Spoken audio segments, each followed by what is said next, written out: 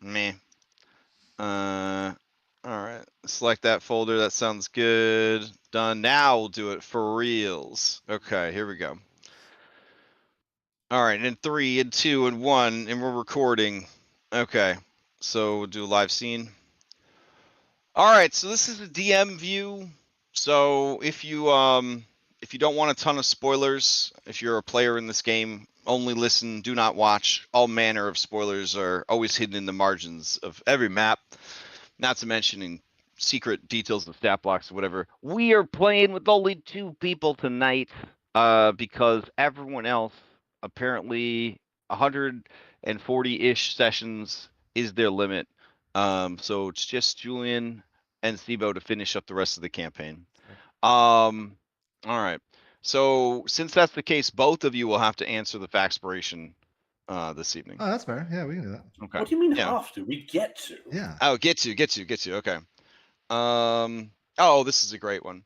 All right. The meta question is: would you rather be added as a canonical character in a Star Wars movie or a Marvel film? Can you do the second one as the Sanderson story?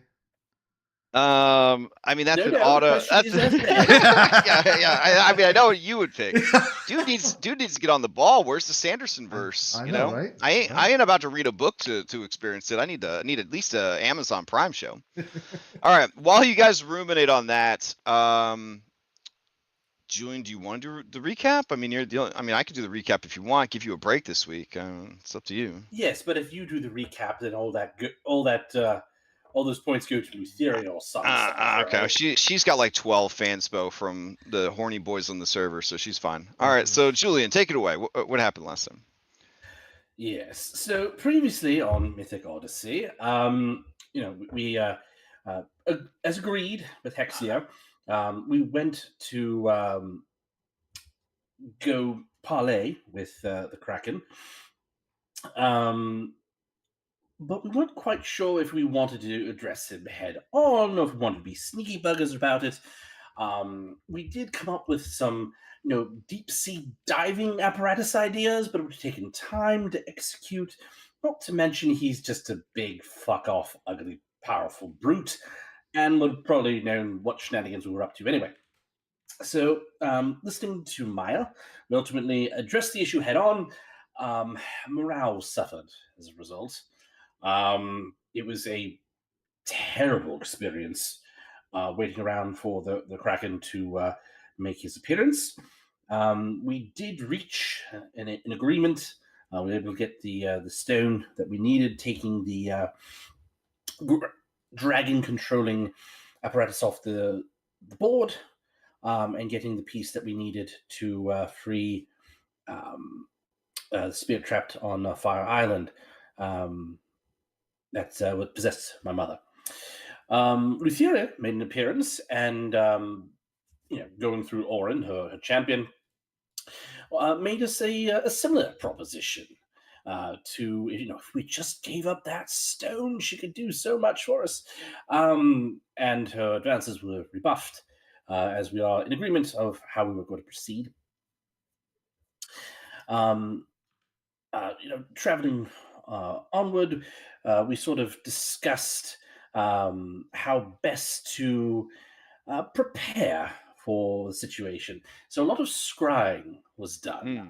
Maya did scry on Uncle Pythor. We got pyrolled at one point. We tried to bring Carl's Jr. in so he could learn a new song, but it didn't pan out. And it seems like Pythor's having a rough go of things of late. But we did manage to properly scry on Praxis, and we're trying to learn more about that.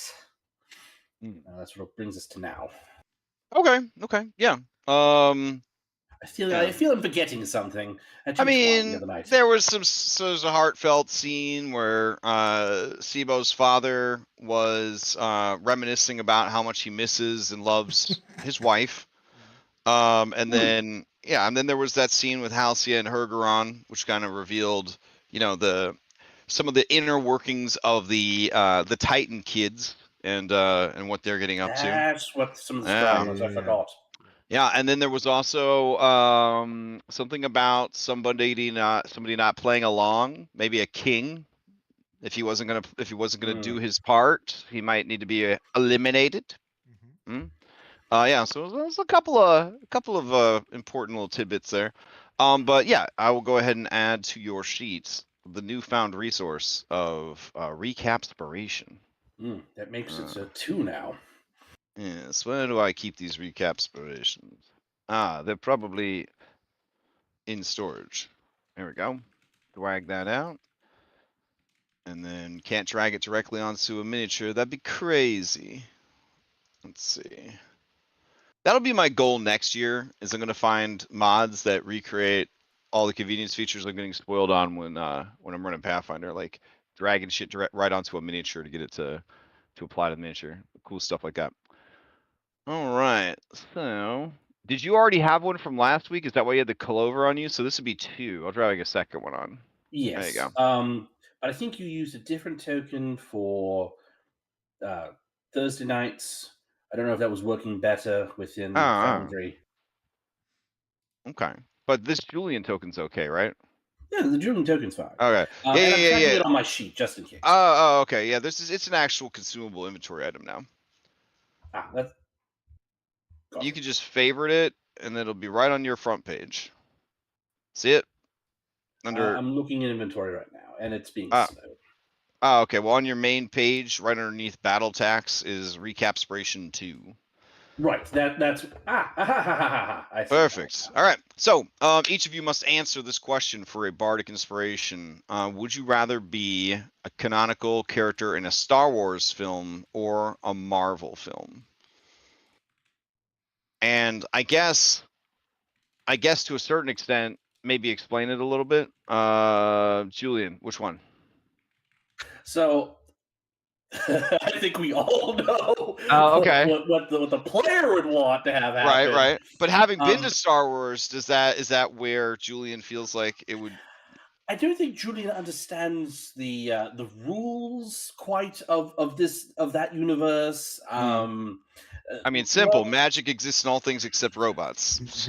Pretty basic. Yes, but it's kind of boring and weird, and he didn't quite get the hang of that universe's magic. Fair. Okay. But in what we saw when we were going up through the tower, that seemed quite interesting. Ooh, that's true. Yeah, fighting all them flying robot sea serpents in New York City and all that. Yeah, especially that gentleman with the big shiny suit. That was very cool. Oh yeah. So I think Marvel. Well, they're always changing out the actor for War Machine, so you have a chance there. Yep. You know what I'm saying? It's yeah. Well, sign me up. Okay. Fair enough. Stebo, same question. Oh yeah, Star Wars, hand down. It seemed like everybody there was much smarter than everyone Stebo saw in the Marvel universe. It was gosh, imagine if Stebo knew about Star Trek. Right? Oh my goodness. Oh my god. It's just nerds flying around space. Oh yeah, no, I feel like Steve would be like, "Fuck Star Wars." Star Wars. Yeah. Who's this Data guy? I want to be friends with him. Beam me up, DM. Well, yeah. I could see that. Okay. All right. You guys may each ask an NPC the same question.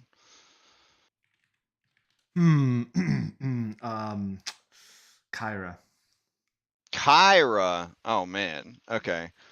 I mean, Kyra would definitely pick Marvel over Star Wars just because she feels that Marvel movies, there's just more potential there. Like, it's a much broader spectrum of bullshit that you could do and get away with. It doesn't feel like there's as many rules being enforced. You know what I'm saying? Like, yes. It kind of feels like the more desperate they get to stay relevant and popular, the more they're willing to just let anything go.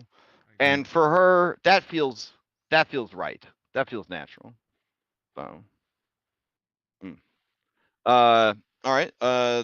You may ask any NPC, Julian. Same meta question. I'm curious as far as what Lutheria would say, because there's so much potential in either way for her, really. Sith, what? Dang. Dang, that's true. That's true. Which one?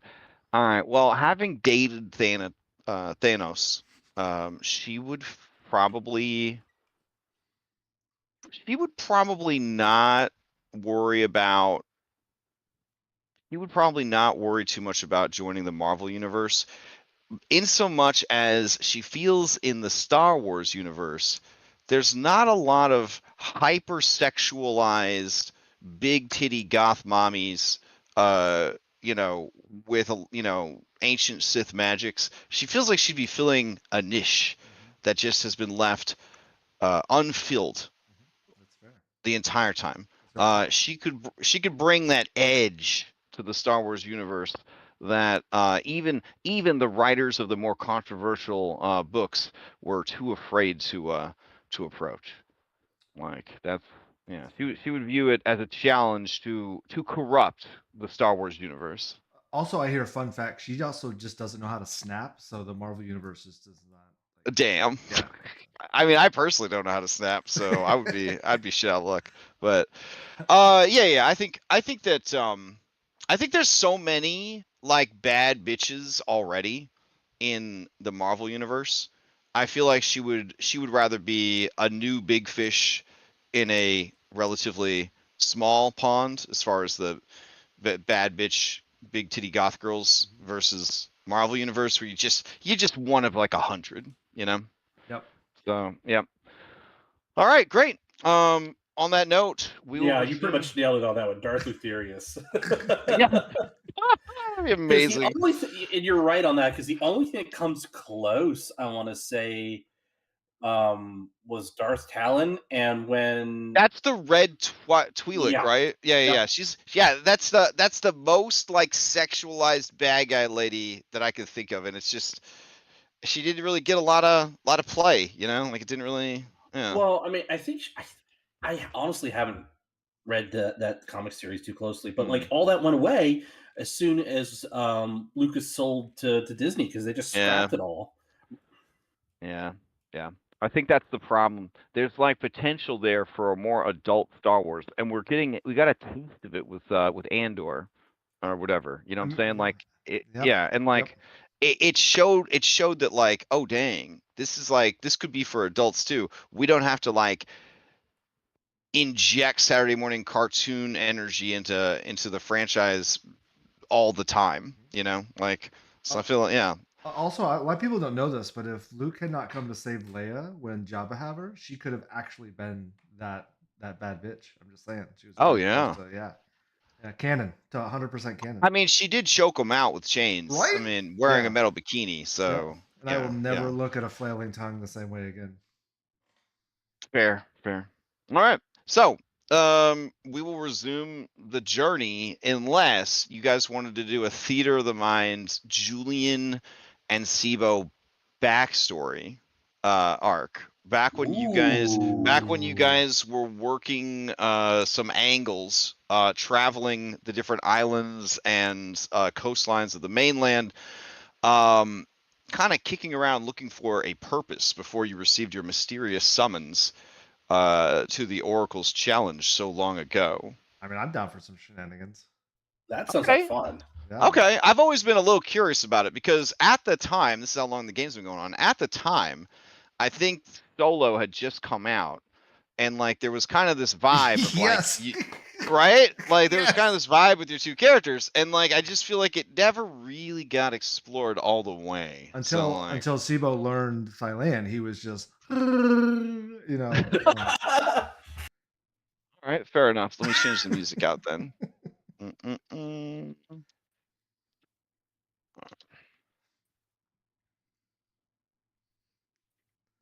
Mm. Ooh. Okay. Let's see. Or do we This- want to crack on because we have an Andronicos now? Oh, we have an Andronicos now? Ah, all Ooh. right, all right, all right, all Fucking right. ruin everything. All Jesus right, all right, all right. The buddy cop backstory adventure will have to be shelved for a little bit longer. I was just getting my Star Wars Across the Stars 4K music and ambience, 3 hours of exciting Ooh. background music Ooh. to tell your backstory to. That's okay. That's okay. We're gonna get onto the boat and we're gonna continue our journey. Okay. There's always next time. Sibo wakes up in a sweat. Oh, God. Yeah, yeah. There was the whole scene where you and Julian are in the swamp and you're riding on his back and he's running, doing parkour through the swamp, and then you cut off that ghostly apparition's head and it's your father's head, Yep. but it's your head. Yep, It was like a whole exactly. thing. Yeah. Hmm. And then you guys like woke up in the tavern, the Satyr's Tail or whatever, and you guys had just had some really bad drugs the night before. Yeah. Yeah, and that's how the adventure opens up. Oh man, it was all right. Anyways, let me change the music then. Are you guys still on the boat and are you still scrying? It says here, session ended after some scrying. Party will arrive at Fire Island on the morning of the 9th. This is reflected on the calendar.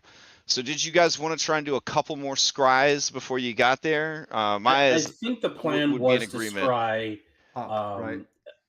every day until we got to our destination. Okay. Well, Because we were I- trying yeah. to ultimately get eyes on the sphere of power at the top of the with the Doomsday laser at the top of the Praxis Tower. Hmm. Which I thought we and did, also, no, because we were listening to Hergeron and Halcyon on the roof. right, we heard on that, and I think we were also trying to uncover some other info as well Okay, okay. as we went. Okay. All right. In that case, what are your scrying instructions / request for Maya on this next scrying attempt? I need time of day and what you're trying to see. Well, we weren't looking for Joyous again, so we could do it any time. If we're just trying to get the device, then we probably want to go early, right? Oh my gosh, lo-fi Roman Empire? Probably, because if we see. go noon, then then the light is going to create some shadows that we'll have to deal with, and it won't be quite as clear. So Okay. early. Hmm. We probably can you like is there does Maya have to have dark vision to scry at night? I believe that scrying. I'll bring up the spell. Let's see. You can see in here a particular creature that you choose. Blah blah blah. Instead, you choose a location. When you do, a sensor appears at that location and doesn't move. Invisible sensor, you can see as if you were there. So yeah, it'd be whatever her vision is. That is what the scrying would have. She's human, so okay, so it'd have to be with some light then. Or the pearl. Do turtles have dark vision? Does it work if I'm kidding? I'm joking. Well, remember, it's That was Pearl's just shell. It's Pearl's reflective shell. Yeah, surface. Yeah. Yeah, so some You light. guys are all just kind of watching her back. Okay, so your goal though is to try and look at the imprisoned star. Yes. All right, and do you want to do it? What time of day you said? During the day, at night? Morning with some Okay. light, so Okay. whatever, All sunrise. right. I'm okay. Like 7 a.m. ish. I think that's good. Sure. All right. Let's see. Now you guys have already seen it before, but Not up close. We were working our way up. okay.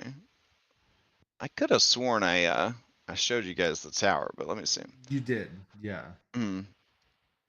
Oh, you're trying to like get inside. Right. Oh, I don't. Okay.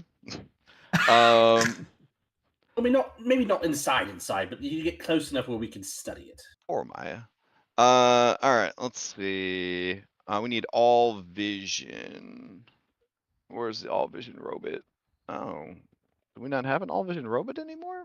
We just got a cameraman pork, huh? All right, hold on. Cameraman pork. Party view. Okay. Switch that to everybody. All right. Since you're viewing a place and not a thing, I'll just kind of put you out there on this map. Let's see. The Praxis exterior. All right. So you see floating around the top of the tower are 2 Elder Tempest. These are elementals of significant power. And they I guess would, let me see if they would see you guys or not.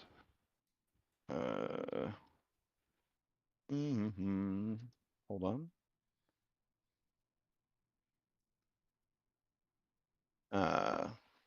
Why are you not showing up? Let's see. Okay, got it.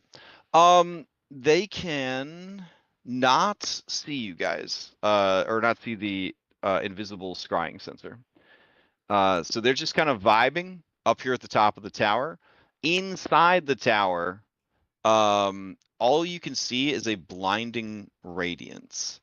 There is also an energy field being generated by the 2 Tempest. Okay. That seems to be forming basically a spherical cage of lightning around the tower. The tower, it appears to be a very tall, slim stone affair with what looks like panes of clear, thick glass for the 6 windows and the roof.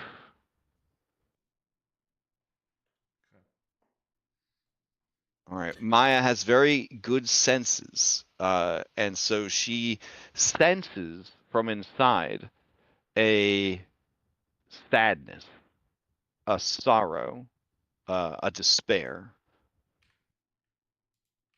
If she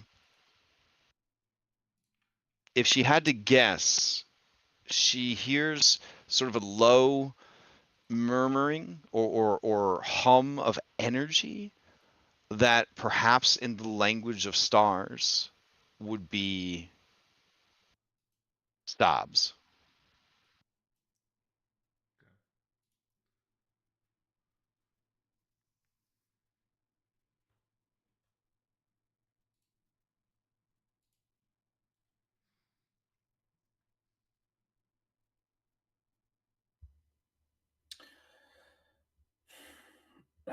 Sort of trying to not focus on the emotional aspect, but noting that it's a living entity that's trapped and being used.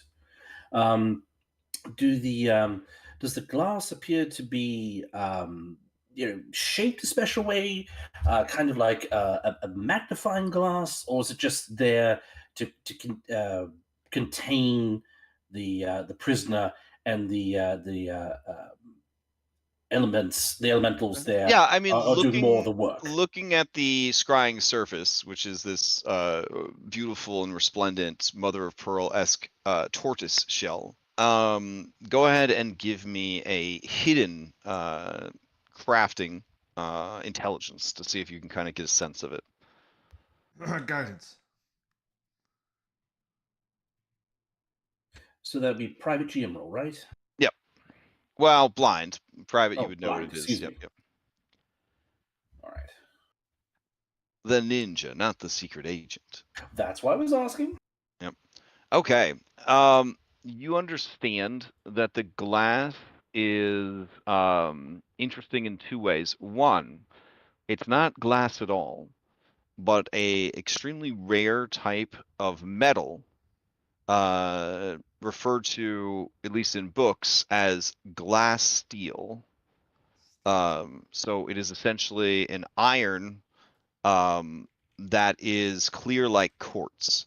And when it is worked by master artificers, they can essentially create metal equipment as strong as steel that, or stronger, that is completely transparent. The second thing is these particular panes are in fact designed to create some amplification, some magnification of light or energy.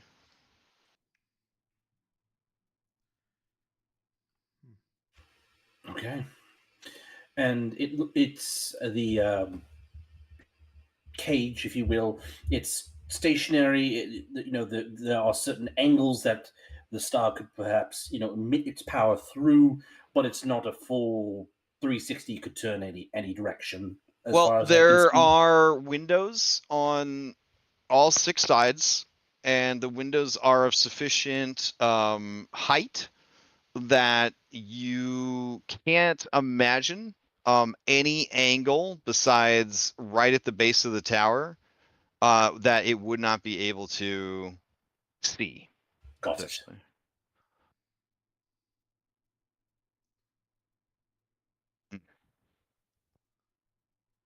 All right.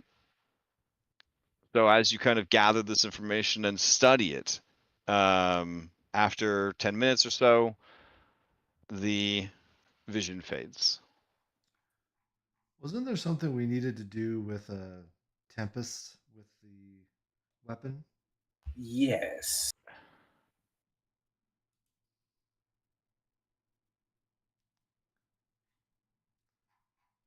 All right. Well, now you know where 2 Tempests are. Mhm.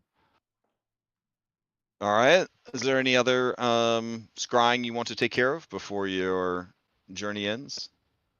I think we need a Tempest for charging the Titan's Bane sword. There's a charger. Okay. Mm.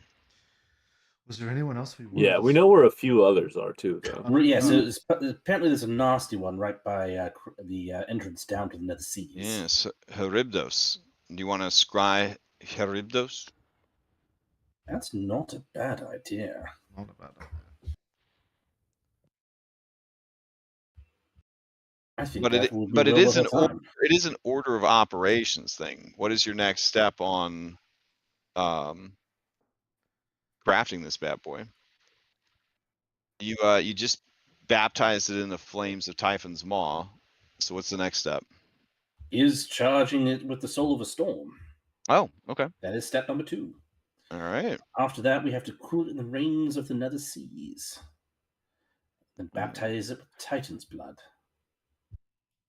All right. Let's see. We'll check out Charybdis. Here we go.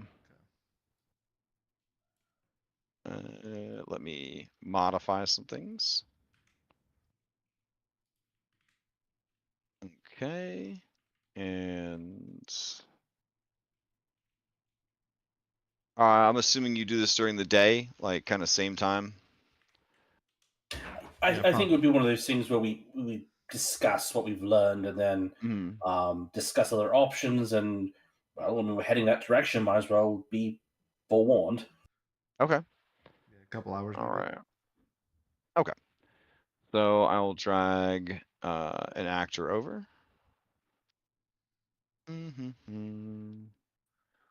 All right. Go.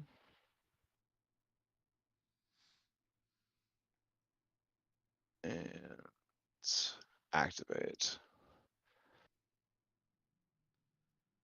All right.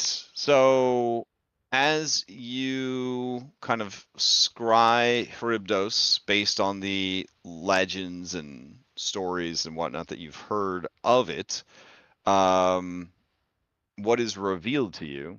I guess minus the ship in the picture, are 2 of Kentamane's stone hands. Wound and bound between the hands are massive chains, constantly shifting and moving in almost like a cat's cradle-esque game across the chasm or the maw that is the funnel that leads down into the underworld. Looking at it, seeing the churning of the ocean, seeing the sheer depth of Charybdis's funnel, you can't imagine any ship surviving. Perhaps the reinforced Ultros will be that ship, but you imagine that anyone who sought this out on purpose, who didn't find this through poor navigation or ill luck, would be desperate to find a way into the underworld to even attempt it. And raining down upon it all, you do see there is another Elder Tempest sort of drifting lazily in the skies above, watching, raining down, thunder, lightning, and just sort of drifting there. You can't imagine that too many sea creatures could survive in this area. So it's unlikely that the stories of sea serpents and other horrors waiting nearby are true, because just looking at it, you can't imagine there'd be too many things that would be comfortable living near this kind of phenomenon. Right. Perhaps not sea creatures, but what about carrion eaters of some sort? I don't know how traveled this area is, but could there not be harpies, sirens, creatures that might fly, that might take advantage of shipwrecks and such? It's possible. But in the 10 minutes you spend scrying, you do not see any sign of them. Fair enough. All right, I'll go ahead and take you guys back to the map. Let's see.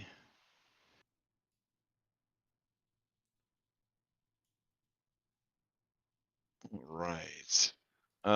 This was a pretty long journey, and she do have a lot of spell slots. Did you want to do any additional scrying before you reach Fire Island? I don't know that we had anything else planned. Okay. I'm In sorry, that, didn't catch that. All right, what did you say? I don't think we had anything else planned unless we were gonna scry on Pythor. I mean, That feels- technically, if she's not worried about maintaining her spells, she can use higher level spell slots. So she could scry 6 times a day. But much like watching a lot of TV, it's a combination of, is there anything on worth watching? And while you're spending all your time scrying, what else could you be doing, sort of thing. Like for I believe the casting time for the scry is, I think it's 10 minutes, might be an hour. Let me check.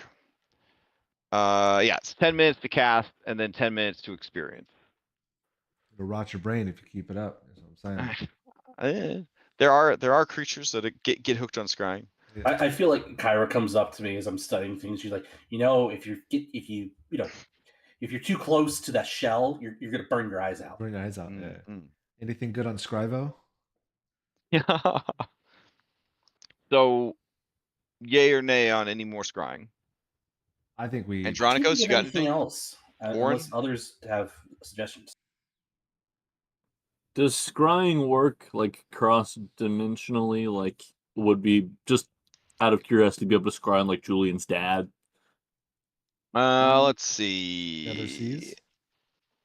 You can see a particular creature that is on the same plane of existence as you. Technically, the Nether Seas are a part of Thylea. Yeah, I you wasn't could, sure how that you would could all try. work. Yeah, you could try to scry on them.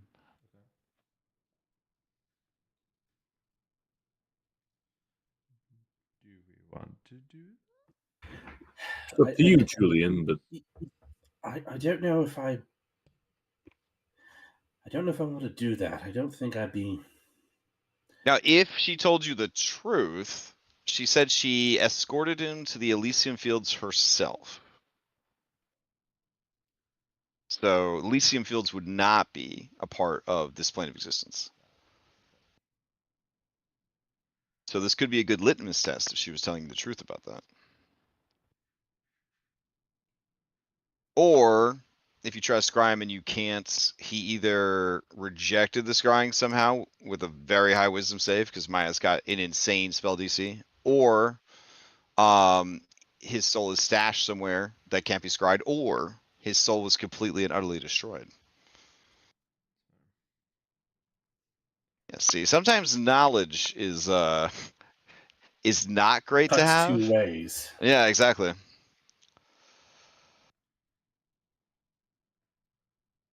Technically, we could At try. the suggestion, I think Julie would need to take a day to think about it. Sure. Have we tried Versi? Have we tried Describe Versi? You did not try Reese. I think you did try, Did and we? yeah. I don't know if we tried scrying. I think you tried messaging her. Oh, I think you just tried sending. I don't think you've Sending. tried to Yeah. scry her With a yet. I think you tried to communicate with her with a book. Do we Yeah. want to? But we Do didn't we try want to? scrying. We might want to attempt that if we have time and spell slots. That's not a bad idea. I think that might be more informative than, Julian trying to work stuff out personally. I think the Versi question is more collectively important. I'd be down for that. Yeah, unless there's some Maya. Do you care? Yeah. All right. Hey, it sounds like we're. All right, sweet. Let's see. Just gotta look something up real quick. Yeah, because we have no idea where she is, so this would Nope. be a good kind of. Again, she could save against it, but. Mm. But what you want to, though. Right. You see a dark room. Dark room Okay. full of darkness. Yeah. So, let's see. All right. You're familiar, or Maya's familiar with the target. Do you have a possession or garment, body part, lock I would of let hair? Maya hold the book if that. Okay. Okay. Yeah. All right. So that means she would be at a -9, to her save modifier, which would make it impossible unless she activated some special defenses, to prevent your sight. I Okay. heard Julian say Mind Sliver, if that helps. I heard. I don't. I don't think you can long What's No, range. that? yeah. Sibo, you say that word, but it does not mean what you Yeah, think sure. it means. So let's see. Inconceivable. Magic resistance. No. All right. Yeah, she wouldn't be able to make that save. So, give me just a second. Mm.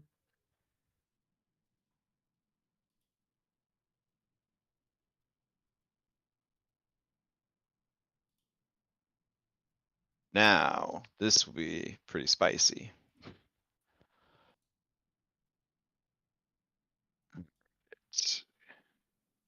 Get rid of that.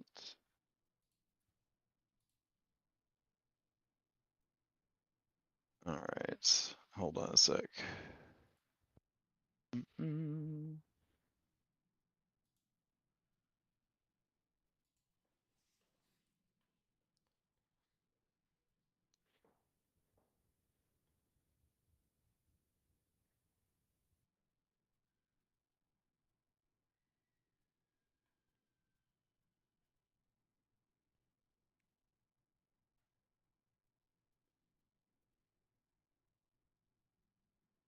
Okay. So Maya concentrates and let's see. She finds herself in the layer of the fates. Oh, all right. Let's put on some music here.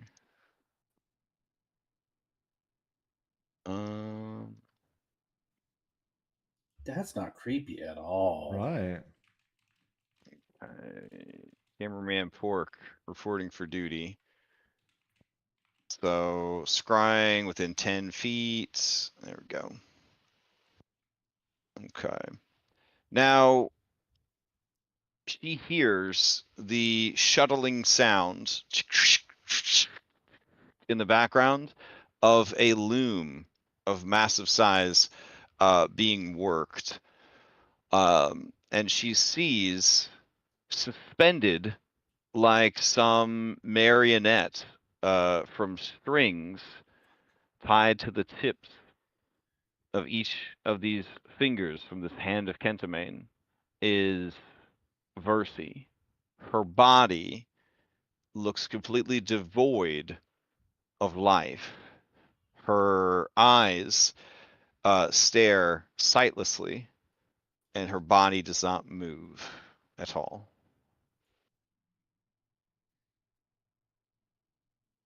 But you would not be able to scry her if she was dead. Okay, that's fair. That's good knowledge. Okay. Right.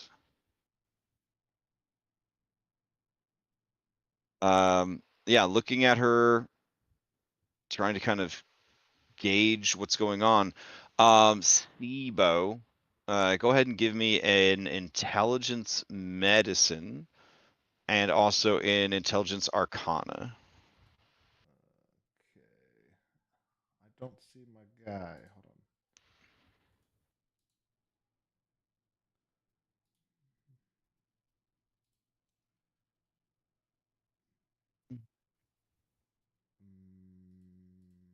I don't see Sibo. Hmm? Hello? I don't see Sibo. Oh yeah. Like the cameraman's here. You'd have to actually go to your character sheet manually. So here, I'll throw a ghost Sibo in here so you can grab him real quick. Okay. All right. Intelligence save. Yeah. Well, no, intelligence medicine and an Medicine. intelligence arcana. All right. Medicine. Int. Got it. And Arcana. Okay, so she seems to be in some sort of coma. Her body is sort of just strung up there and is not in the best shape.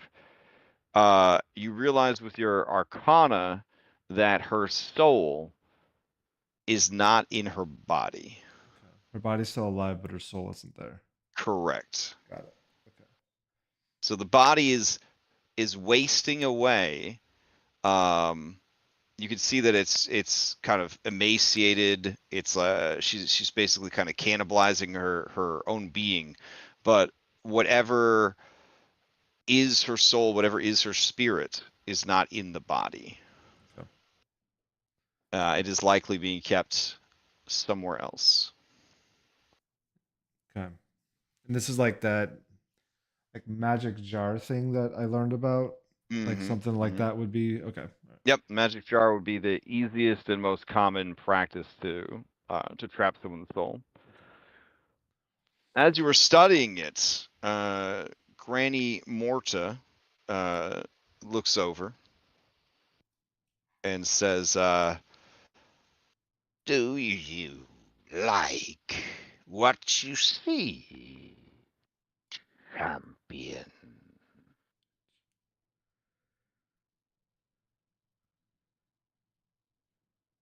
I've been wondering when you would come back around. Perhaps your journeys have taught you the importance of business. Look and see what we have. Think of what we can offer you. When next we meet, I hope you're prepared. Oh, I will be. He says to the shell, not knowing that. Right. Not knowing that they can't hear him. Yeah. All right. She raises a hand and then kind of closes her fist, and the scrying ends. She doesn't know how to snap either. That would have been cool if she snapped. Gotta teach these ladies how to snap. You know what I'm saying? All right. So back on the ship.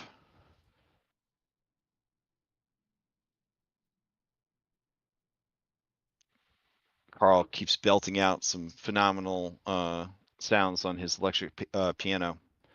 What now?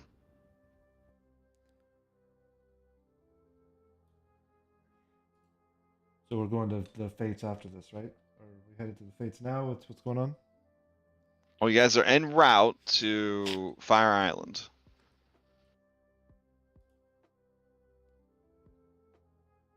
But after Fire Island, I mean, it's up to you guys. But you have to finish your journey there before you can recalibrate, yeah, the Antikytherian. So I think we talked about going to the Nether Seas next, but I'm not 100% on that. I think we were still just weighing our options after releasing Halcyon.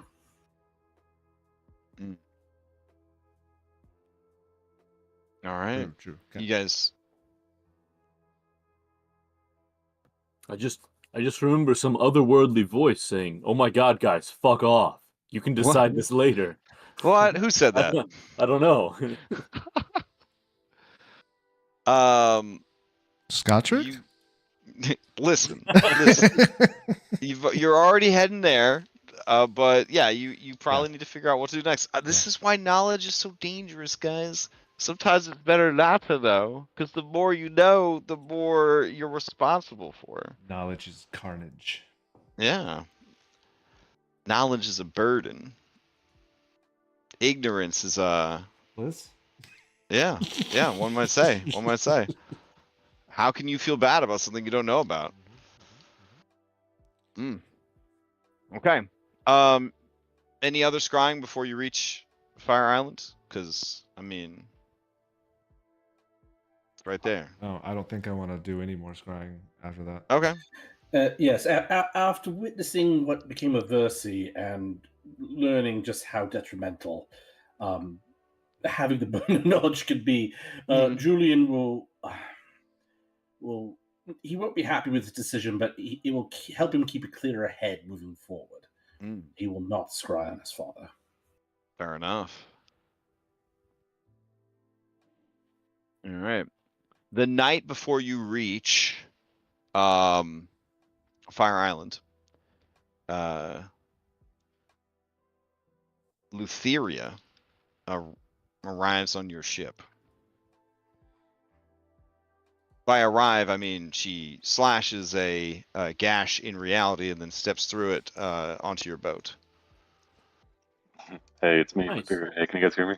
Yes. Yeah. Yep. Okay, That's nice. not what Lutheria sounds like, guys. I just want you to. I just want to say we Yeah. haven't changed. Yeah, we haven't changed that up. That's not what she Hey, sounds like. Hey guys, Yeah. can you hear me? Hey Is guys, this thing working? Recording. The timing was amazing. It Yeah, was. we can hear you. We can hear you. All right, I just got made back to my hotel room, so I think Mhm. I should be good. Nice. Okay. I'm on my laptop though, so if I cut Okay. out randomly, well, it might be All good, all good. All right, it's fair enough.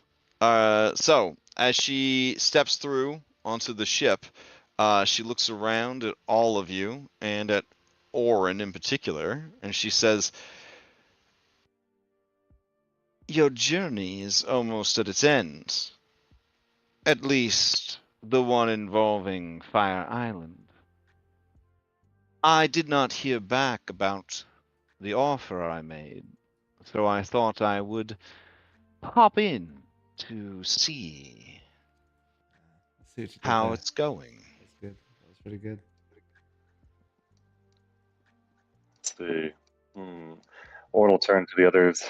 I did make your offer to the Hop.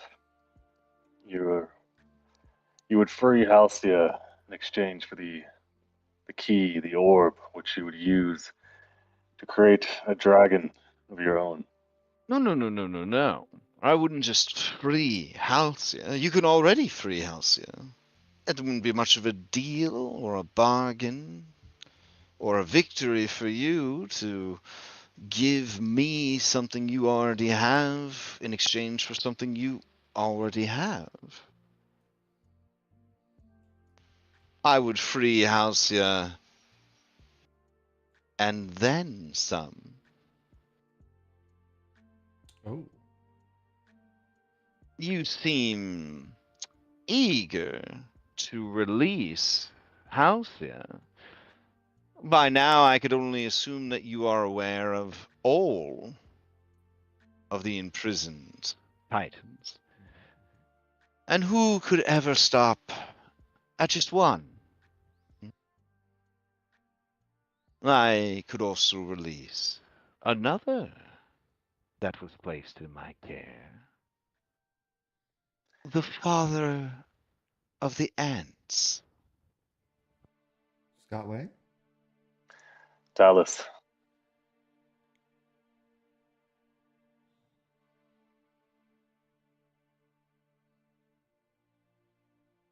Yes, Talus, who pulls my barge through the sea. It would be very sad. I'd have to find some other beast of burden to replace him.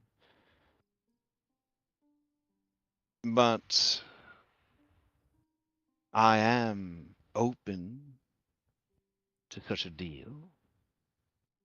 These are exciting times, with many great changes afoot. What's left of Hergeron's once powerful mind could be an asset.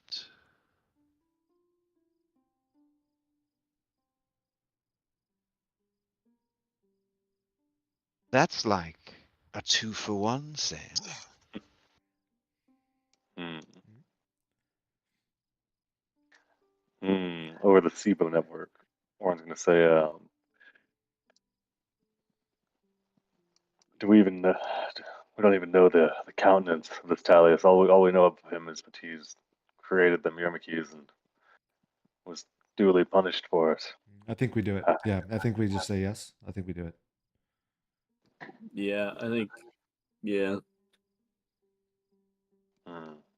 See if we can get I'm more, con- but we do it. I'm concerned that we're turning too much over. We're making a lot of deals and leaving ourselves exposed long term.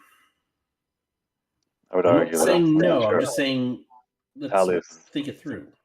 I agree. I would argue that I'm not even sure if Talius would be sympathetic to our cause. Maybe we make that part of the deal that she releases him upon convincing him and put him into some kind of oath. OOC, pretty much the only thing we know of Talius is he created The the Myrmikis. Myrmikis. Yeah. He was pretty much like the Vulcan-esque Titan, god of craft. Yeah. Made the Myrmikis and was struck down by Kentamane for it. I think that's right. Mhm. Yeah. He was like the Hephaestus of the Greek pantheon. He was kind of the artificer stuff. nerd. Yeah. Wheeling and dealing. It was Kentamane that originally locked him up, though. Or Well, allegedly, um, Lutheria challenged him or inspired him to try to make more, try to make something different and new and unique, something greater than he had ever made before.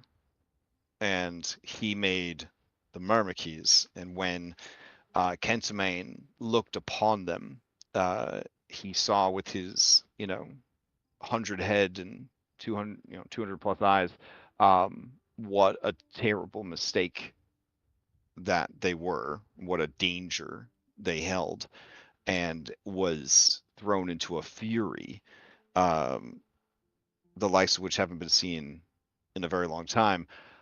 As a double punishment, he imprisoned Talius and made Lutheria his keeper. he's the big eyes and mouth sewn shut guy that pulls the barge. Pulls Correct. the hypnos.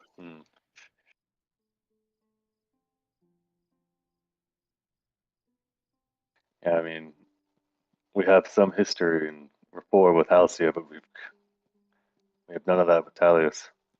Now, And OOC, is there anything else that you need from Lutheria?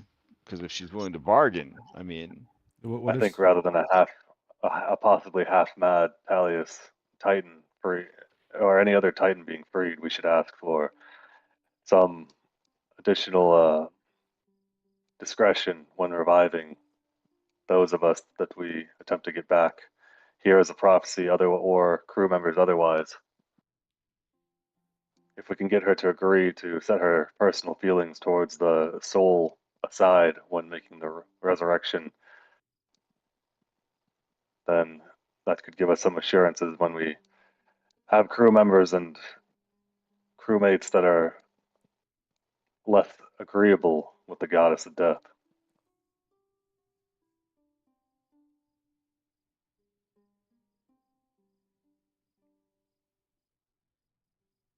I say all the above? I don't know if we want Talius running around though.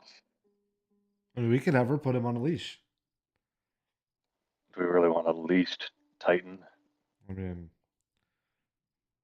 leash Titan better than no Titan. You know, I'm not sure on that one. A leashed dog can still bite. yeah, not in a muzzle. We need a Titan muzzle. A Titan muzzle for the man who created the Myrmiki. Yes, I think that will hold him. I mean, something's holding him now. I don't know what you guys are saying. It seems like Yes, too but much Lucia content. is many orders of power greater than us. That's why we ask her as to. you look up from your hero huddle, you see her walking amongst your crew. Many of them are overwhelmed and fall to their knees in placation. Some pass out, and others just weep openly, either from fear or adoration. Yeah, Orin will send a sailor to go get Yorgo so he can say hi to mom, Yeah, Oh, it's nice tactic. All right.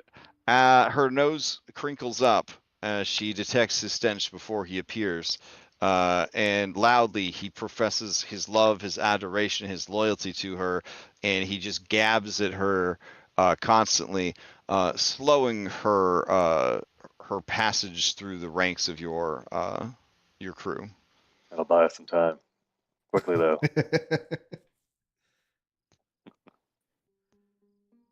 Let's see. I don't know. Andronicus, what do you think of Talius or other deals to be made? I think it will be very hard to get Talius otherwise. I think this is a good opportunity. As much as I don't like giving her something that she wants. Wait, Andronicus. Perhaps you should. I mean, we're essentially giving her the ability to pluck any dragon she wants to her side, or to craft any dragon. No, she's agreed. I've asked her, and she has no reason to lie. She's going to create a dragon. She doesn't mean to enslave one. All right, so that's tremendous power. We don't know if Talios is going to be cooperative or not, but what if in addition or instead of, you ask for your family? I don't think she has that power. It's worth broaching, but If she's I'm not trapped sure on the if site, why can't she release them from the site?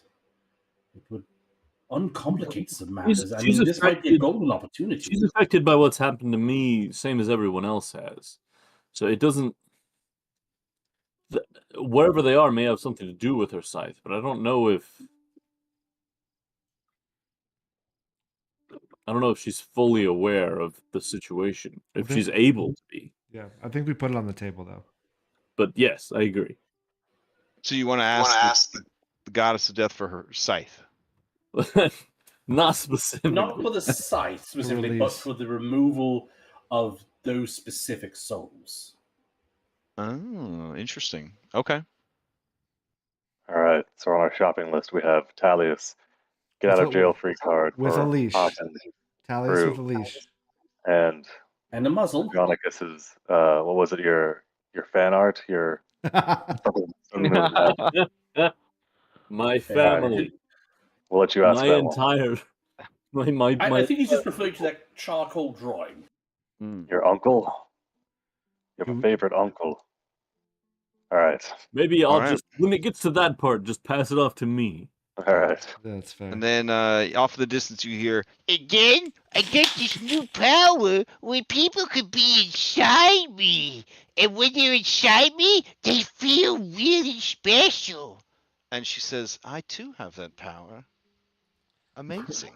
Are we on the boat, by the way? Because Yes, you guys are on the ship. Yep. Okay, I'm not there You're not on the boat at all? on the screen at least. So it says caves of Oh, the fates. my bad. I thought you guys were back on the a different map. My bad. All right. Wham. Here you go. I just got you on the wider world for now. Oh, okay, got it. Yeah. Mm. Okay. Okay. She looks over at you all and says, have you made a decision?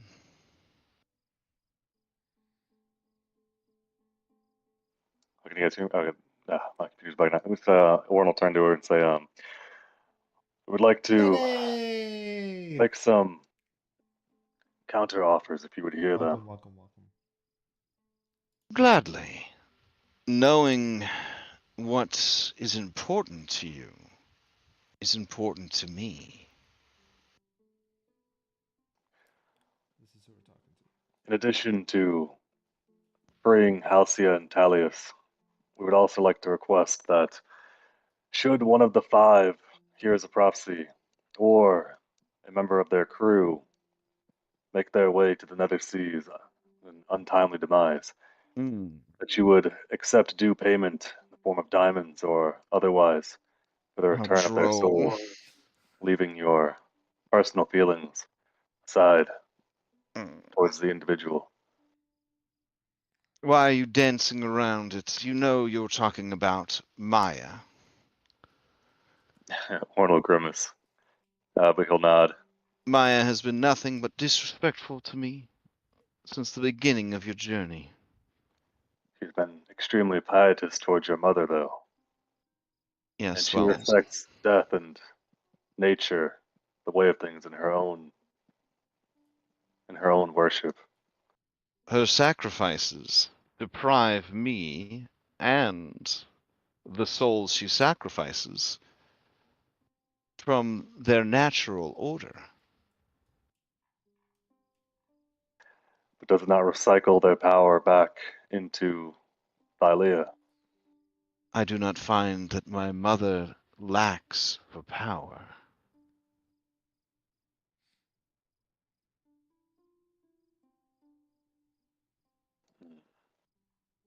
Maya has taken back the Isle of Themis. She has slain 2 of my priestess. Not to mention the priest and priestess back in Mitros that admittedly were misguided in their adoration. But it is her constant sacrifices that bother me the most.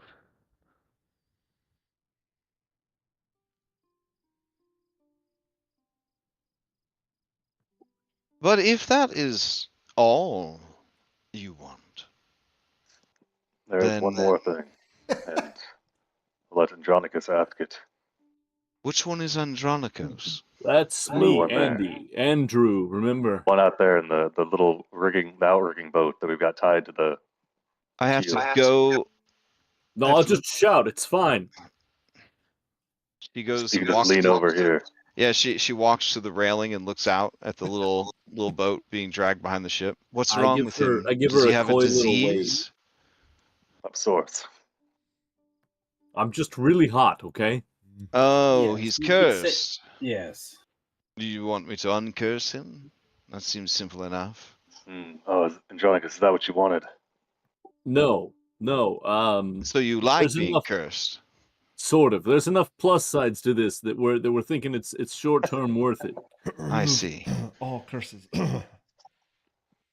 That's old school curses. No, when I'm near you, Hmm. I can hear my family through your scythe. Oh, that's strange. Very strange. It. Do you know what that means? And are you able to fix it? Well, I will speak plainly. My scythe is a prison. It contains the souls and spirits of enemies to Thylea so vile, unnatural, and dangerous that they cannot be contained physically, and we cannot risk banishing them lest they find their way back. Such horrors that would unmake one's mind.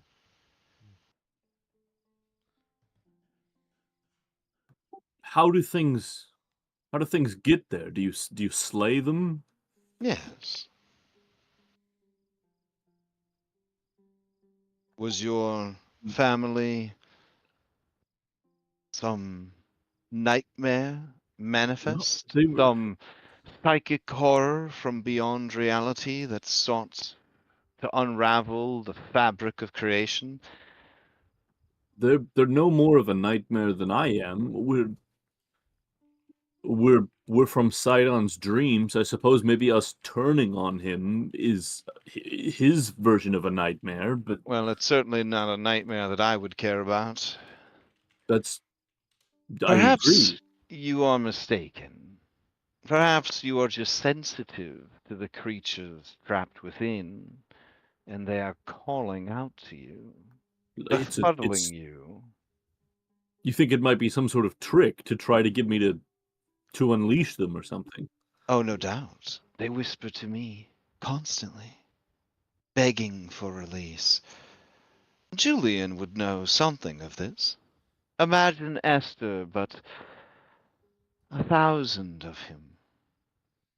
All at once. All the time. When did you get this scythe? I crafted the scythe myself. From the crystalline remains of a dead god I found on the borders of this reality. I needed a weapon to protect my mother from threats beyond the physical realm. For my father handles those quite handily, because he has so many hands. Yes, that was clever.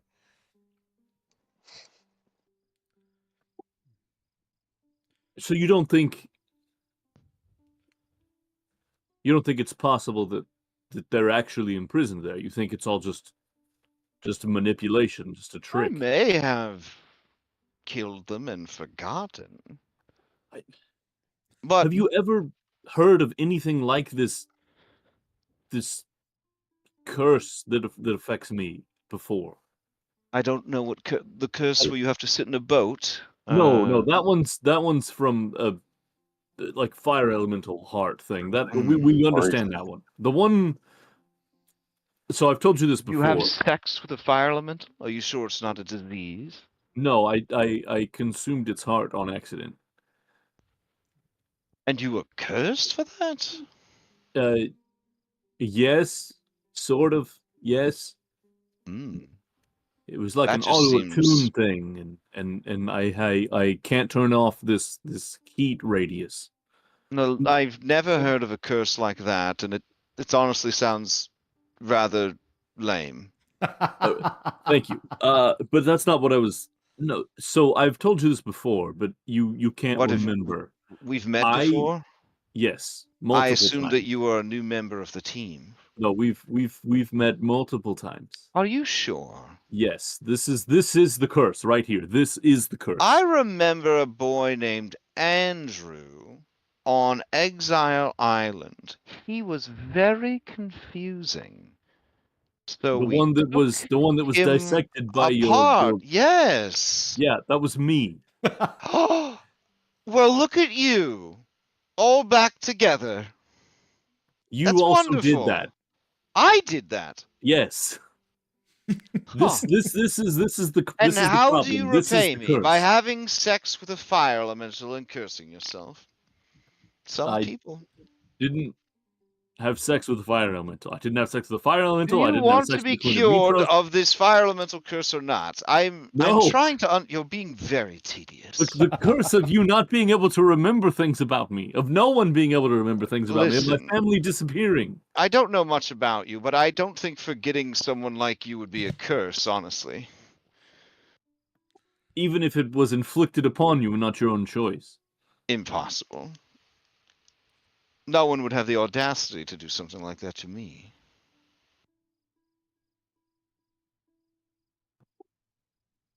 But, Has anything ever been freed from your sight? oh, no, it's a one-way trip. If you wanted to release any of the souls inside the scythe, you'd have to release all of them. And only the destruction of the scythe could do that. I don't mean to neg your craftsmanship, but that seems like a fairly dangerous way to design your tool. No, it's a finite way to Is imprison something. is there a capacity? Does it It fill up? has not been reached, to the best of my knowledge. Do the voices get worse the A more there's in it? prison that opens its doors frequently invites escapees. But a prison that is more like a great bottomless pit that the prisoners are thrown into, well, we haven't had any escapes thus far. And then she looks thoughtful, and her eyes each look in a different direction, which is awkward. And she kind of closes all of them one at a time. And then she says, there are some things in here that shouldn't be.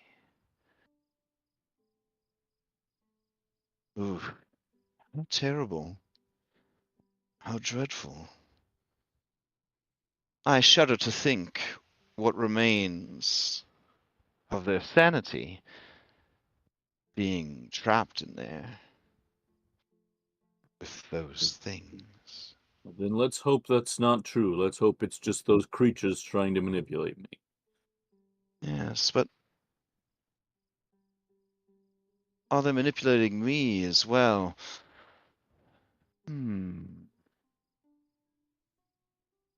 You've given me much to think about. All right, in that case, I guess I could change my question to be, can you make it so that I can, upon my wish, activate and deactivate this flame aura? Oh, I mean, if that's all you want. I don't think I feel comfortable asking for you to break your scythe, so we'll Well, go with that instead. I wouldn't want the responsibility of that, but I suppose if it's important to you. Apostrophe. But you'd be willing to possibly end the world to get a dragon. I wouldn't be ending the world. You would be the one responsible for breaking the scythe.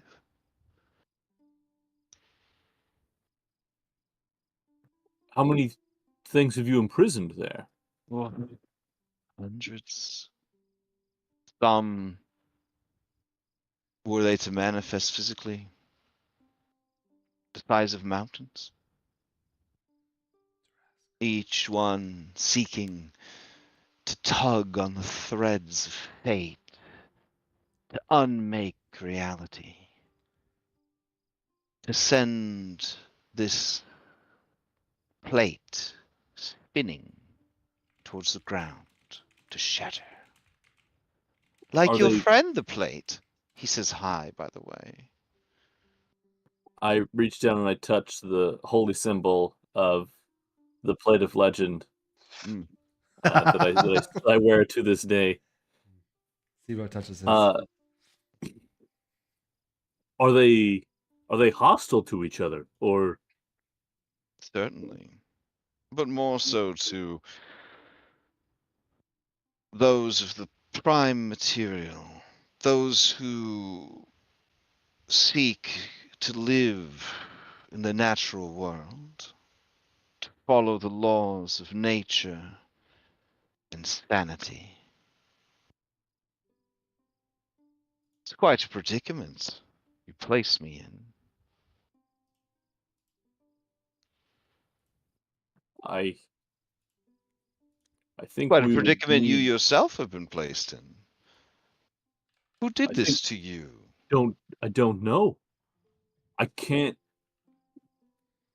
It's very hard to find information about something when no one can remember the thing that the information is about. Ah. Have you tried asking the Fates? They know everything. They tried to trick me into Oh no. annihilating myself, I think. Really? Annihilating yourself? It is something like that. That doesn't seem like it would be good for business. They're not really. They don't seem to be as business-minded as they once were. You would be surprised. I dare say they're more business-minded than ever.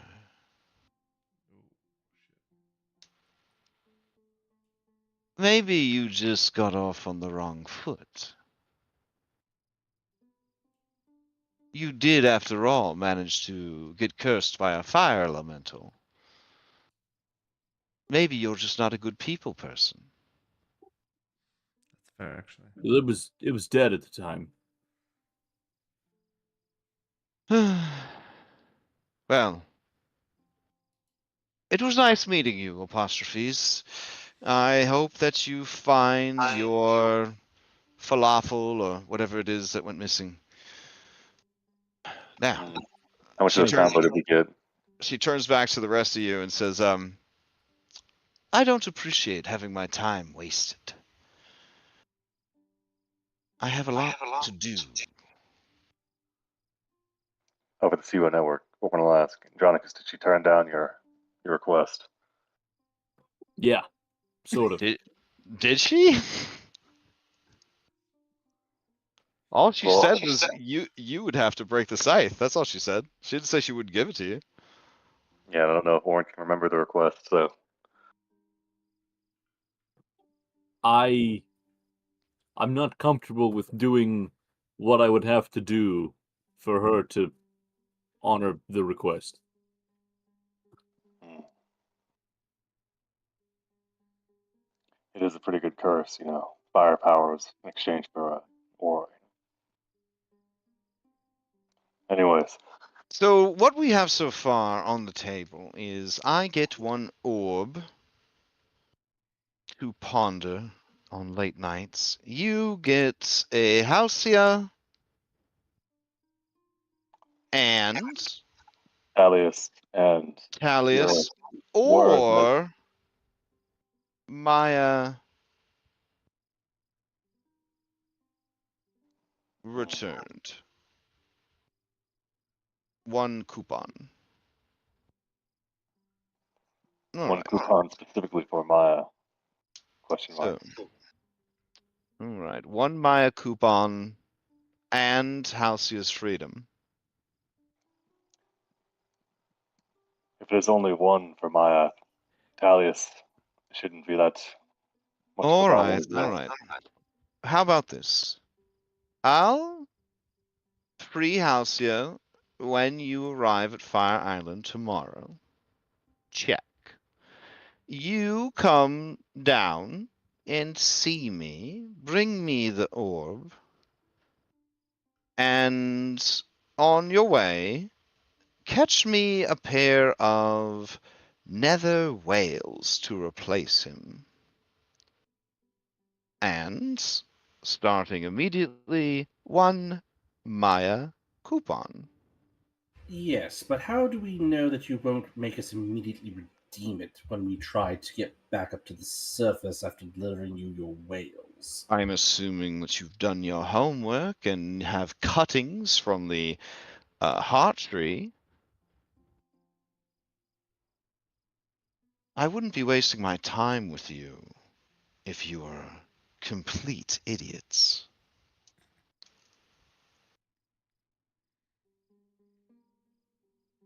Just wanted to make sure that you would accept the cutting in lieu of the coupon, and we get to keep that is all. Sadly, the cutting's not my rules. They're rules I, too, must abide. You do know the rules were not made by me. I am just as much a victim of them as you are.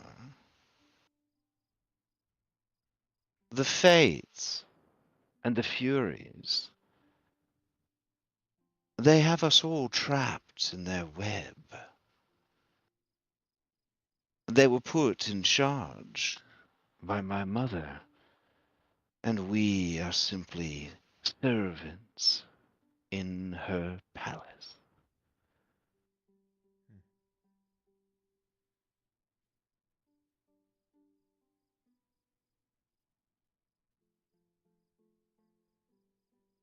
Hmm.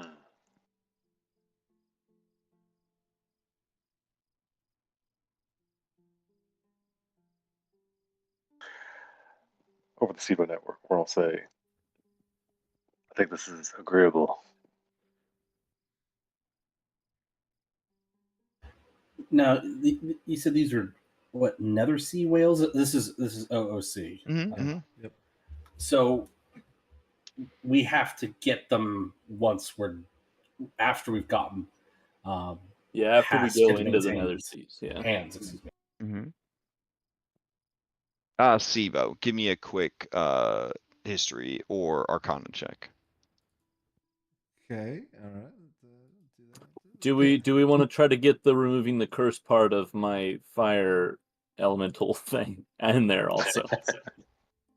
So a nether whale is that. Lutheria has always liked big monsters.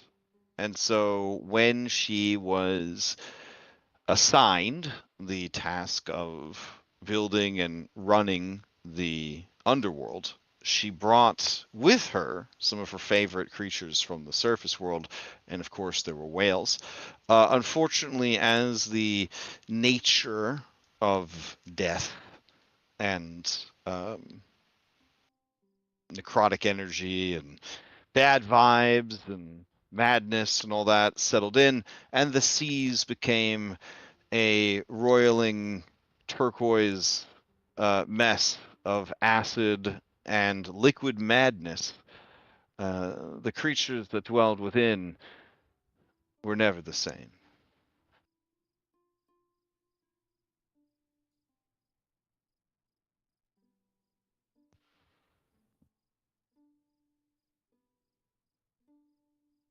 But they are a real thing. They are a real thing.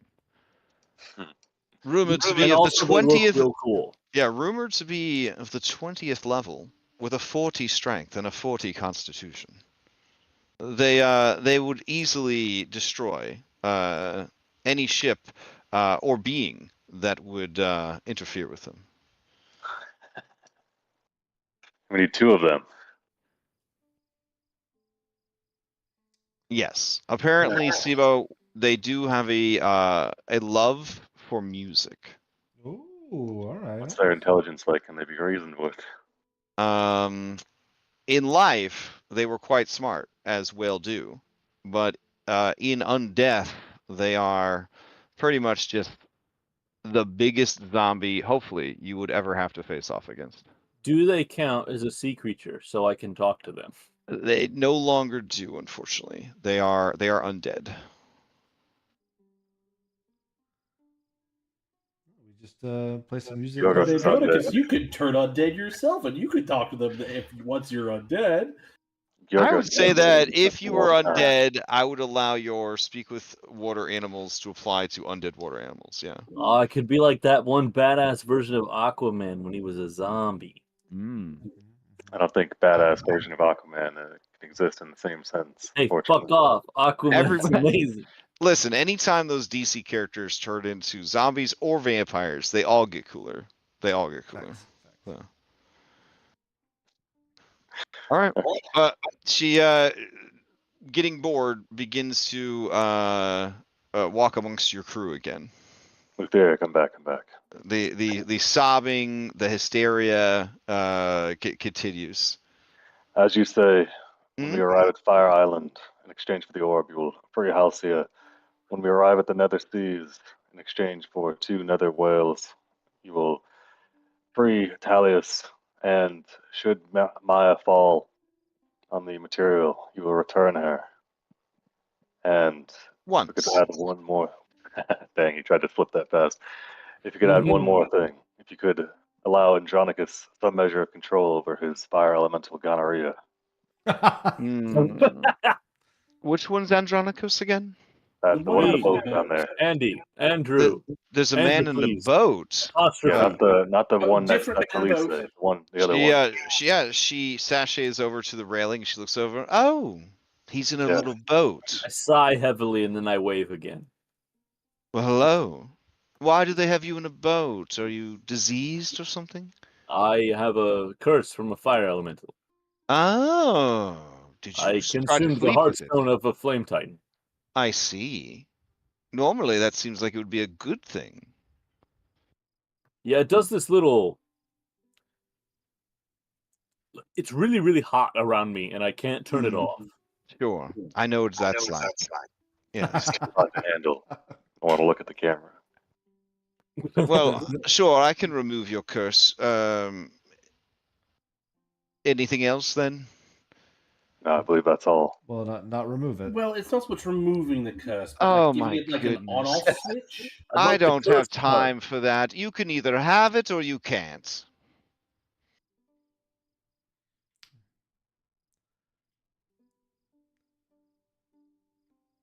It's a pretty good curse. Well, in that case, I think he probably wants to keep it. I think it's Oh, well, who am I to stop him? Live your life, Ampharos. All Thanks. right. All right. So we'll settle for. Have you always had a Triton on the team? I think so. Yes. You think so? yes. Always? Mhm. Yes. I've been here since the very beginning. He's changed his name a couple times, but no, he's been here since the start. Huh. I just feel like I would remember that. All right. Well, sounds like he's pretty happy with his situation. Must be nice to have such a happy and jovial fellow on your team, without any tragic backstories to drag everyone down. All right, so we've got free house here tomorrow morning. You're going to drop off the orb at my ship with 2 whales and get Dalius. Get tired of looking at him anyways. And then 1 Maya coupon. Yeah, seems like a deal to me. Do you need to swear any oaths about it, or is everyone good? Just one more thing. Oh, This dragon that you create from the orb. sure. What is your intentions for it?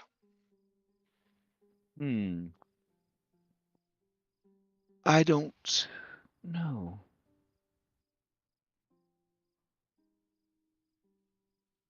Freedom, I suppose. Freedom for it or for you?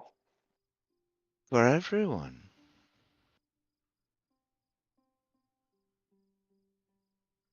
I doubt a single dragon could do that, but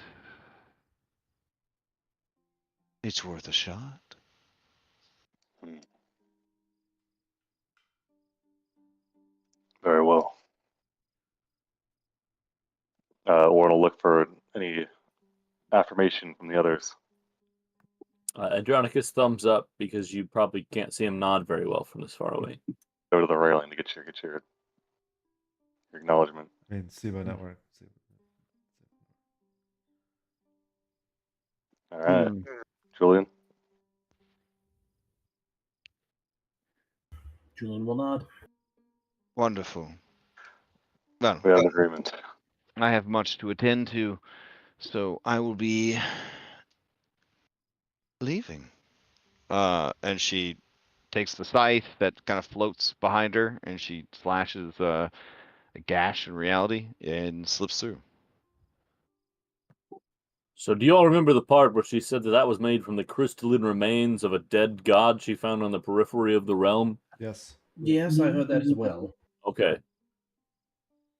I am assuming this is something you wish to check out yourself now. I'm looking into it. She wasn't lying about how she uses it either. I've seen her in action. Why would my family be in? That doesn't make any sense. They're not cosmic threats. You have a family? Perhaps It's a whoever means of placed them controlling there. you. She's not even aware of me. She doesn't remember you, but perhaps at one point she made the conscious decision to have a backup plan. I don't want to spoil one of the greatest movies of all time, but it's like 20 something years old now. Memento. Mhm. Just saying. Mhm. Just saying. Dude was looking for the people that killed his family. Oh man. Do you know what I'm saying? Good movie. But he killed his family. Damn. I erased my own family. No. I'm saying that they're implying that maybe she did do it, but she doesn't remember doing it. She also Yeah, implied yeah. that the Fates are doing a lot of fucking weird things too. So Hmm? It's so Yeah. good. The movie's it's one of the first Christopher Nolan movies. You were also told by the Lotus Witch that the Fates could tell you what was going on, but Yeah, then yeah. but you didn't treat with them to find out what was going on. Because they wanted me to we inside checked them, and it was like, oh no, yeah, this will like fucking kill you. Like, I mean, you know, you got to get better at wheeling and dealing, I guess. Oh, Go to right. business school. Soros, Yeah, that was their first offer. You're supposed it's like Craigslist. Yeah. You're supposed to hit them with a low ball, like maybe just 20% of your max HP or something. Yeah, like tell the guy on Craigslist that you're willing to pay the money he asks, but when you show up, only bring enough cash for what you actually wanted to pay him. Listen, Now the he- ATM now he only gave me drove- so much. Yeah, he drove all the way to the Safeway parking lot. Is he gonna go home empty-handed, or is he just gonna take the cash? You know what I'm saying? Exactly. Speaking my language now. I talk like a big shot. I get physically ill thinking about bartering. So it is the type of nice shopping. I and can't crash I you get can't behind. I can't even go to a yard sale, guys. Like I hate buying and selling things if there's not just a straight price tag. Like I hate bartering. $12. Here's a 20. Just keep it. I don't want to talk about it. That's me. Yeah, Yeah, okay. yeah, Yeah. Like, listen, you're only asking this much, but this is worth so much more. And I imagine it made you feel horrible just having to sell this in the first place. Just take all this fucking money. Yeah. Just take all this fucking money. Like, goddamn. Yeah. Anyways, yeah. What the moral of the story is, you can't just the first round of negotiations. That's not even real, baby. That's just like, you know, the foreplay to actually getting to the business. You didn't even get past that. It was like they touched your thigh under the table and you got up and left. Yep. I'm married. Yeah. Yeah. What are you, Jason Biggs? All I right. didn't really So have an idea of what to bargain either at that point. yeah, it's true. You know a lot more now. Well, unless you guys have any more discussion, we will advance to tomorrow morning. I'll throw it out there that Sibo will talk to his friend about the beast that Lutheria talked about. Oh, sure. See if you get any Do you want that to be in private chat, or Yeah, do you yeah, want? we can cover that. We okay. can cover that later. We don't need to mess with that. Oh, I mean, I can tell you real quick, and quick. they can. All right, so Okay. so They like Steve-O, music. you Carl go can into your secret book reading nook. Okay, I'll see you in secret chat. Okay, deal. His book reading nook. Okay, so you try to commune with your new book. The book is giving off waves of elation.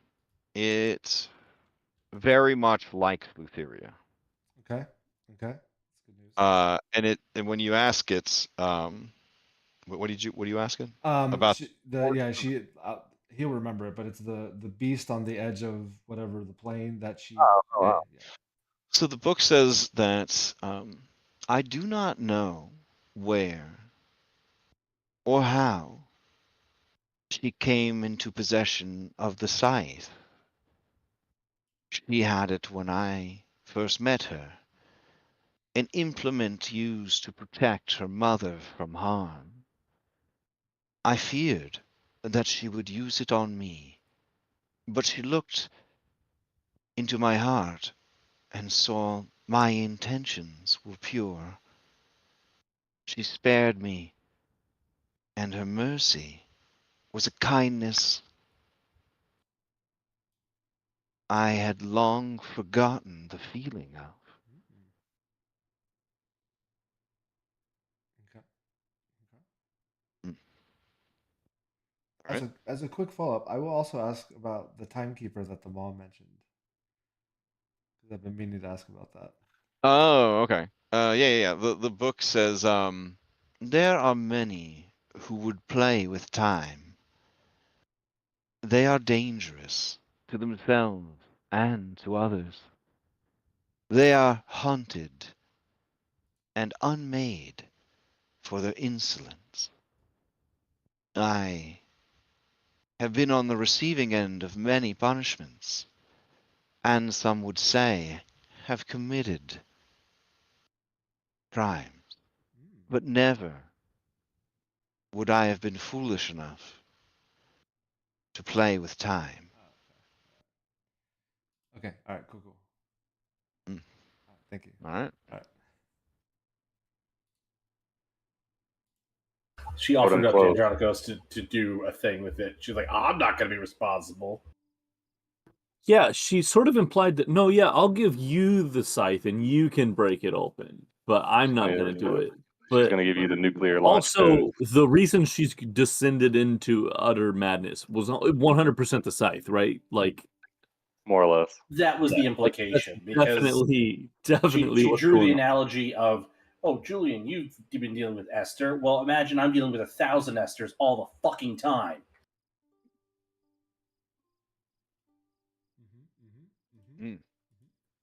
I wonder if she knows that Esther drives sometime. Like, does she temporarily lose control occasionally? Warren's gonna Probably give you not, because it's not the same. One would argue that madness and many types of insanity do Boiled involve a loss of control. They do Boiled involve a frog loss. type of.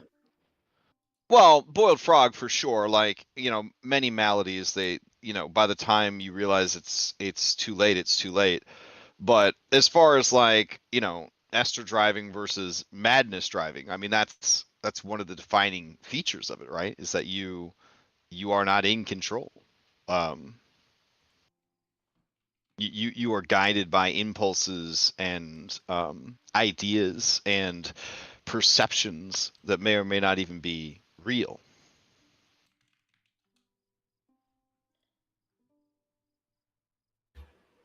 True, although I'm probably way off base, but I feel it's like letting the intrusive thoughts win with the madness Mhm. versus Esther has an actual agenda. Mm. I don't know, similar yet different. Oh, for sure, for sure. She also offered to remove Andronicus' curse, but the curse is just way too rad to get rid of. So Mm-hmm.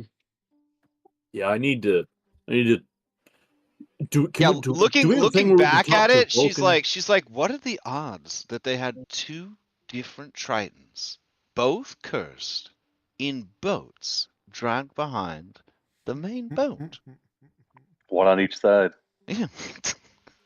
and each one has Magic. another boat attached to the smaller boat with Elise in it. We need to talk to Vulcan about getting me like a fireproof What's suit the or something.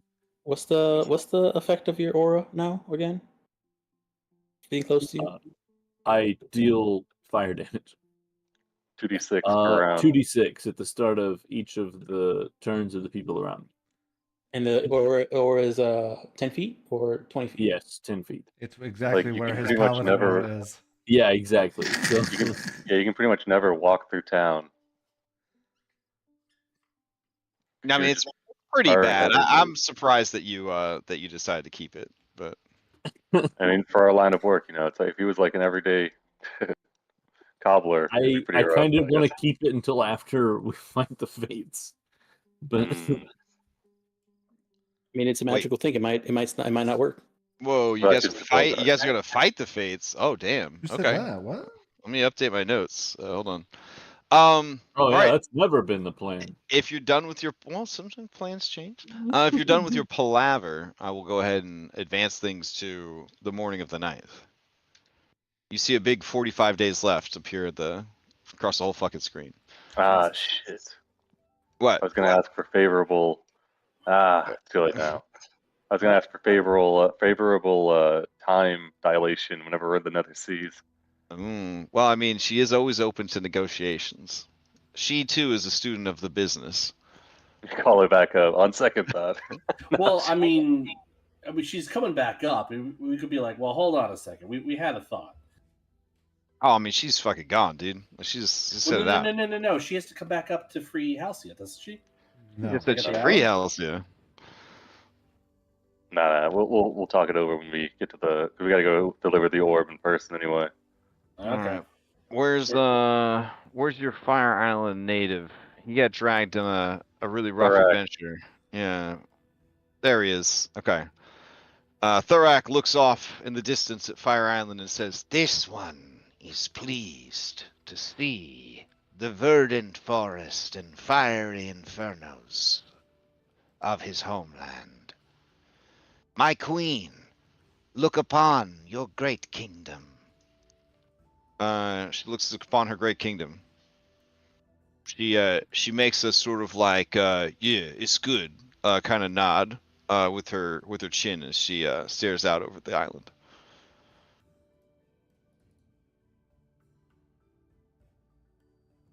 All right, who are you taking with you to Fire Island?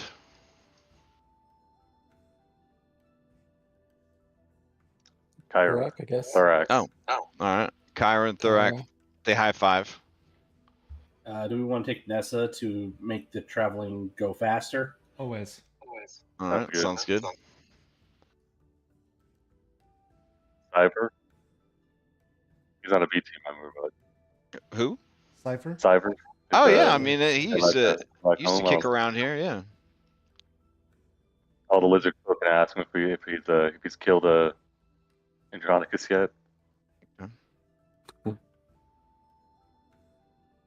All right, you get one more.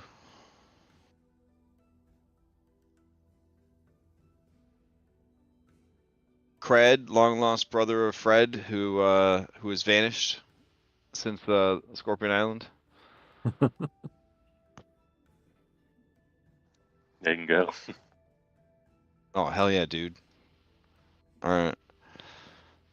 Well, pretty much just gonna 5-star this shit with this team. Okay, so as you disembark for the island, You make your way to the former Rejonculus village, where you are warmly greeted by the natives. They all cheer for the queen, letting out terrifying throaty croaks and hisses. And they tell her, These ones have toiled and pulled forth the ugly glass stones of the island as requested. We offer them as tribute to you, great queen. and they present to her 2,000 gold worth of gems.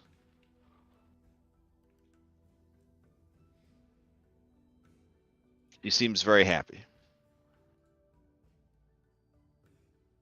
And they say, she says, take us to Volcano Land, that we may look upon Fire Temple once more. And then they say, Yes, those are the actual names, because these ones understand simple names are best. yeah, you guys head to Fire Temple. Easy peasy. Let's see. We could probably theater of the mind this whole thing, honestly. I mean, I don't think you're gonna fight anything. Maybe. Don't intend to. Yeah, right.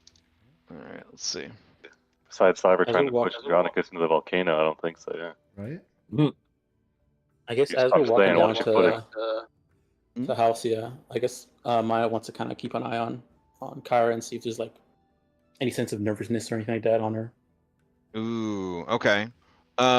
With your Nessa-like intuition, you detect that Kyra is one bad fart away from shitting her pants. Creator restoration.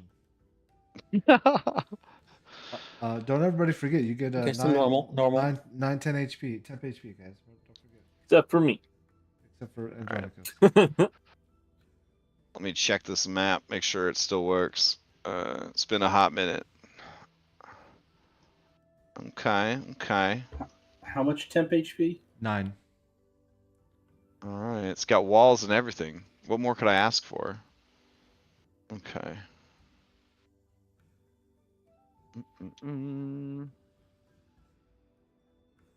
Someone drew some happy faces and shit on this map. Those were simpler times. All right. Grab that. Cameraman pork. There's like 3 SIBOs on this map. That makes sense. Yikes. Oh my god. People everywhere. This Maya doesn't have any art. Oh gosh. Artifacts. Is that better or worse than Old Lady Maya? It depends. What'd you say? Jahira has awoken something in me as far as my respect and admiration for older ladies, if you know what I mean. So I do know what you mean. yeah, I know what I know. All right, let's see. Let me go grab everybody and bring them over. Got to get your gray wing sometime. You know what I'm saying? As I explained in game, with my reaction to Jahira, is I was a young man when I first met Jahira. We have grown old together. Okay, I know exactly what the writers were doing there. How dare they deny us the third round romance? Oh well. Let's see. We got these. I will take care of that. Yeah, mods will take care of that. So, we hired the actual voice actress for Jahira to provide this Jahira romance mod. Mod of the She's year. AI. Yeah, Because she's AI the for that. Zara lewd scene. Yeah, there's AI deepfake it probably. Oh my goodness. Oh, You live my. without honor. You live without honor. All right. Let's see. Got everybody. Just plop them into this room. Oren, don't forget your 9 temp HP. Got it, don't worry. Okay. I threw everybody literally into the lava, so that's good. Yeah, I'm immune. Oh yeah, my bad. Yeah, they love you here. Yeah, you're like, here, I'll actually put you in the fucking lava so nobody else can be killed by you. There you go. All right, let me bring you over. All right, the Zealous Salamander stands next to the prison's effigy. You see one gemstone, right, shining brightly in there, and she says, "Queen Kyra, you have returned. I trust that you bring happy news."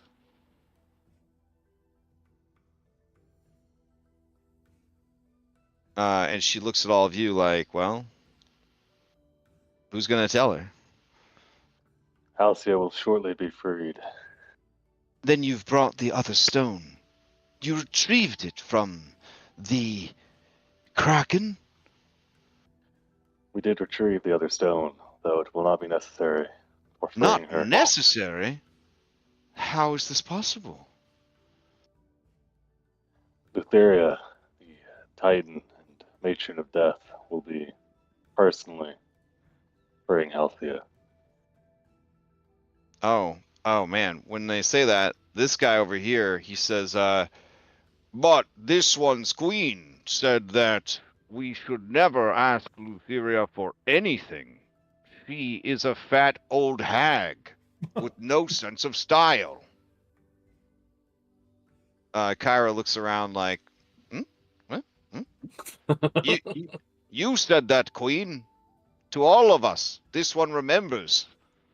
And the other two up here nod. This one says, This one remembers you saying that her head was as empty as her massive balloon titties. Then you had to explain to us what titties were. Kyra looks at Maya like, queen stuff, right? Hard. Maya's gonna put a hand on her shoulder and says, "Okay, Kara, it's okay." I mean, you don't have to explain what titties are. All your subjects are women, like I got reptiles, it's a whole thing. Yep. I understand. This one says, Yes, this one said that we should never fear death, because with Queen Kyra we would live forever. she swallows kind of hard looking at all you guys. Things were said in the moment that, looking back, were not the most responsible things to say in the moment. Orange just staring at the dragon head. It starts to rumble and move on its own, and bit by bit, it starts to crumble. The beautiful, very, very valuable red stone that is embedded in the eye shatters. The rest of it begins to crumble and fall apart. And as it does, oh man, was there one that had like a red stone there? Oh, that's dope. Okay, well, as that crumbles and falls apart, a cave entrance is revealed, narrow and dark.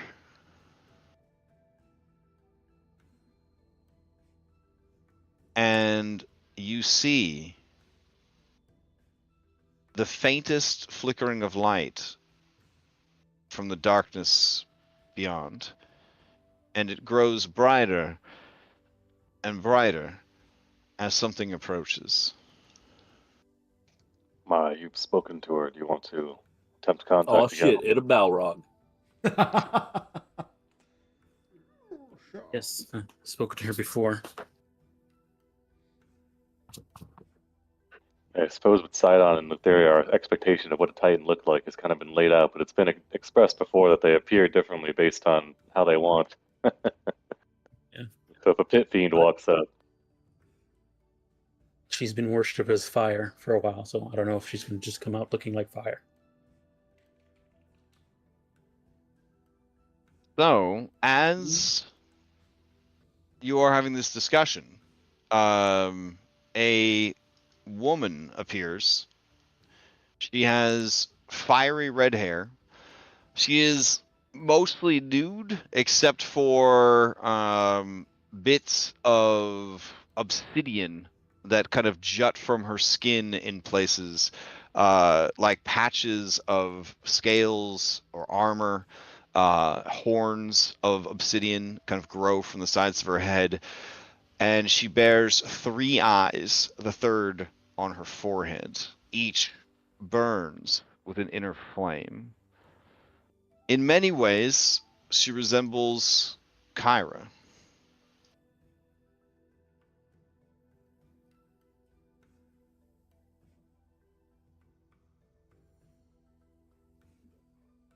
She looks around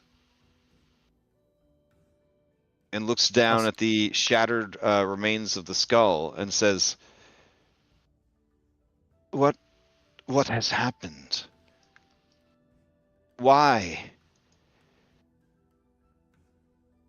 Why am I freed? We swore an oath to free you. So we made sure you were free.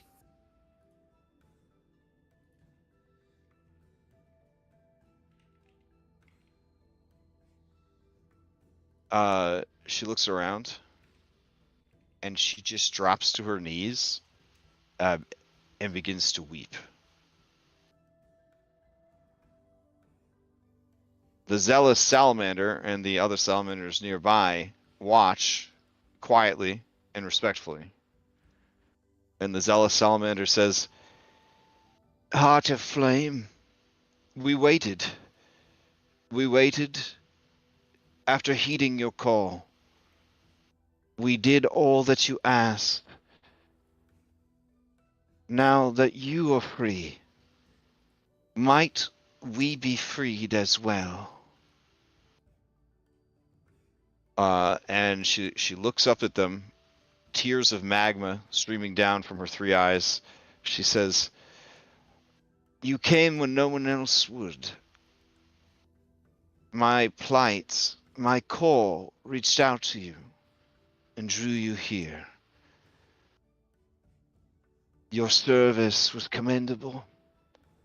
Your dedication, peerless.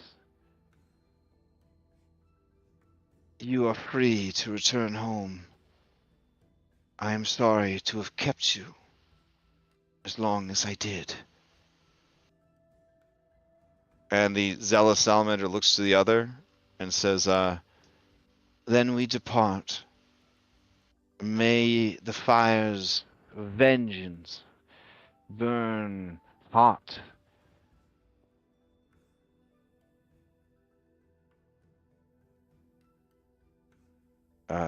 And you see them all sort of sinking down into the magma, disappearing.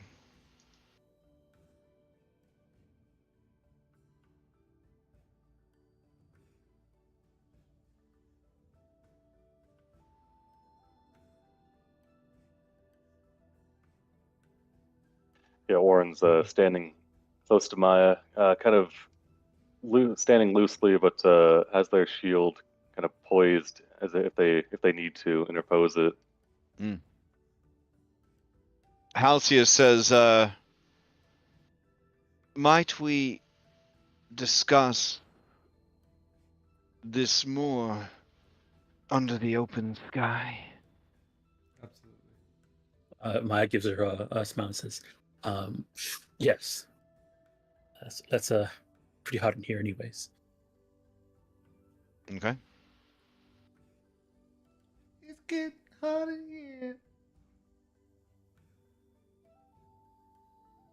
As she's getting ready to leave, you kind of feel that same heat coming off of her that like Andronikos has. Though she, seeing that it might be harming you guys, seems to have control over it. It's Is not so hard, the Andronicus. other gem thing still there? No, it shattered upon the prison kind of busting open. Gather up the fragments and we can glue it back together and pull a sneaky. I mean, you could grab the fragments if you think they'd be worth something. I will grab the fragments. Okay.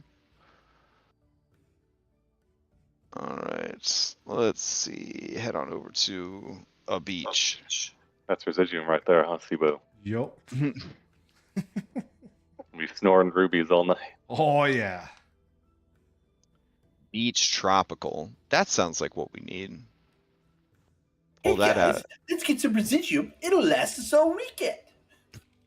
That's a wild Come on, weekend. Let's get more some residuum. Come on, come on, come on, come on, come on, come on. Ooh, this map's busted. Hold on. Let me see if I can find another one. Let's try again. Beach, beach, beach. Shimmering beach? That sounds pretty good. We could just go to Fire Island Turtle Beach Party. That's a treat and a half. Hell There we yeah. go. All right. I'm ready to play some beach volleyball and melt the ball when I try to hit it.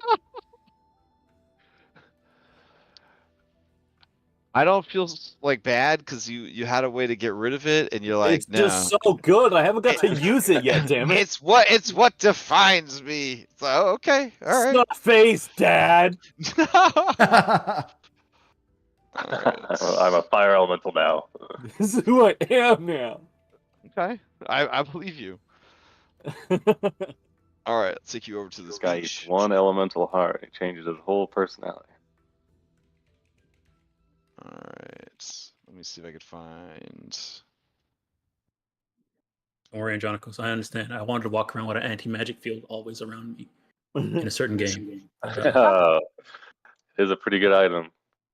You know, everybody's got a chest with a couple of those in them. Not me. Fuck all that noise. Oh, I'm you here send to it play- I'm shit- here you to play send it back Dungeons to and camp, it Dragons. fucking ruins it. Yeah.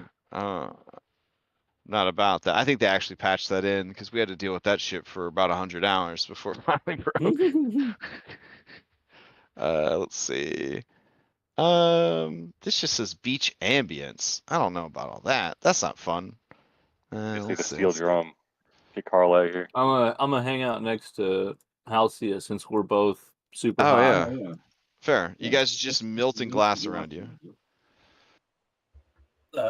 As we're traveling from the volcano to the beach, Julian would point out to Halcyon that that's an awfully neat trick, you being able to control your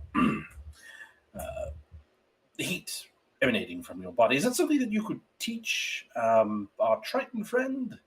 He's gotten a little cursed along the way, and he's a bit hot to handle now. She says, I barely have the energy to sustain a physical form. Halcyon, I don't need you. I don't need you to do that. But Yeah, Julian, she just came out of a prison. I recently was fused, I suppose, with the heart of a fire titan. Would somehow giving that to you, or you taking that, would that help you to recover? She looks at you with all three eyes, and you could feel her looking through you, like true sight into what you are and what you were and what you could be. And she says, you are a curious creature,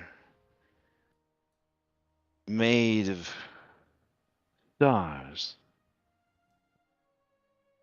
Stars are poisonous to Titans.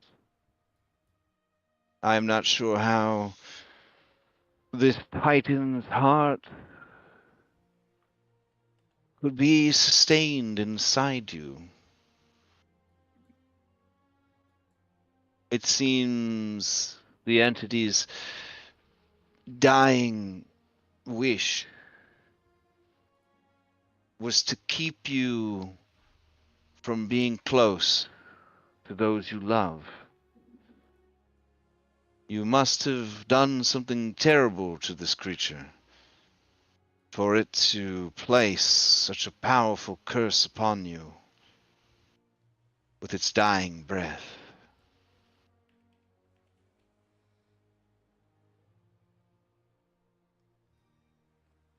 I just look at Julian. He says, Julian stares back because I'll be like, "Hey, you made the choice to touch the damn thing." She looks at you though, and she says, "There is more.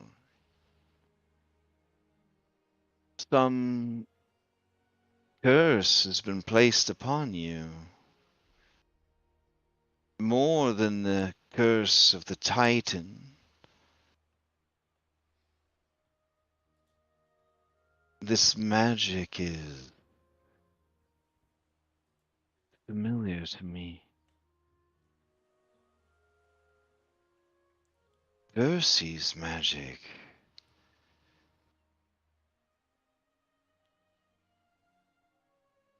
But that makes no sense. Vercy's long gone. Her powers stolen like the others. But yet, I see its subtle touch.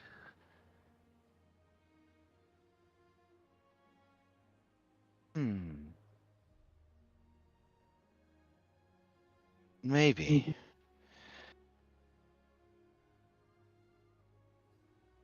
How unusual. What was Vercy's domain exactly?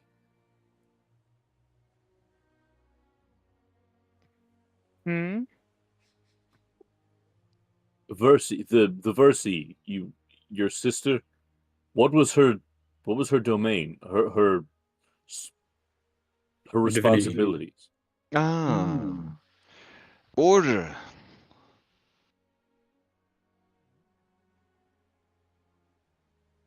And some small measure of prophecy.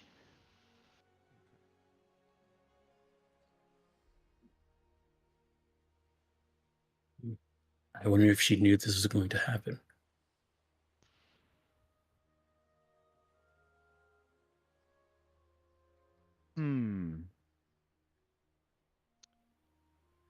I will not lie to you, Triton. That Titan's heart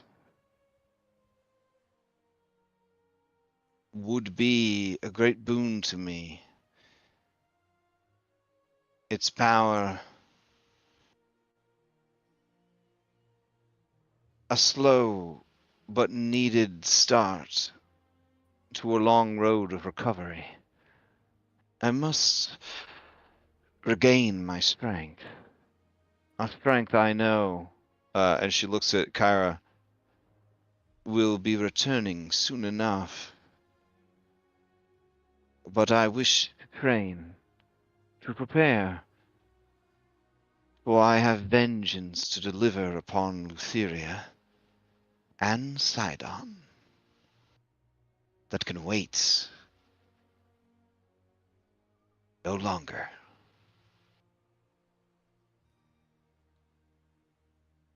Over the network, Maya's gonna say, "Do you want to tell her that we let you want to tell her?" That's what she says.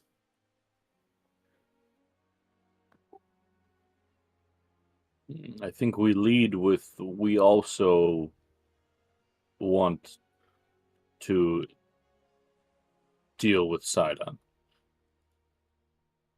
Well, she knows that because that was the whole point of the oath. A reminder never hurts, but If we can convince her to stay here and rest, recover her strength in days to come, we've got 45 days left.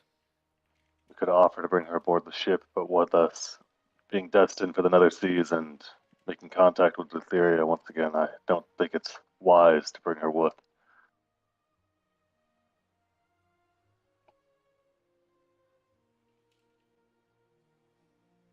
Well, Halcyon, do you plan to stay here to recover your strength? Yes. The volcano. I fear reprisal if I take to the waves, and I have not yet regained my ability to fly.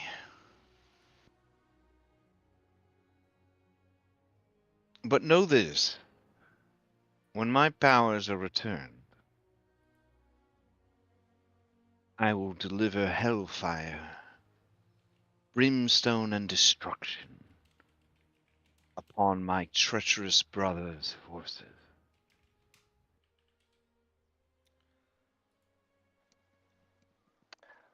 Roughly how long do you think you'll need to recover? Not that I'm rushing you, but She it'd be good to cocks give her it head, yeah, curiously, and says, "Has Kyra not informed you of the situation? She has my spark."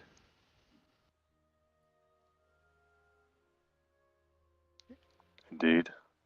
She promised to tell me everything when the spark is returned. Something that would be happening. Then she does air quotes. Soon. I'm guessing that's one of the things that okay. Gonna turn to Kyra. Kyra's staring off into the distance. There's an interesting bird that she's noticed. I understand. Returning the spark. All right, so we need to find a beast with a spark and sacrifice it to Kyra, so she'll be able to subsist after Halcyon gets her. Oh no! When Based you on the understanding of divinity, I don't think that's how it works. when you say that, Andronicus, Kyra, who's definitely not spying on the network, she turns away from the bird she was looking at. And she says, "I don't want another sacrifice. I don't want another spark. When this is over, it's over for me. Do you understand? I'm done."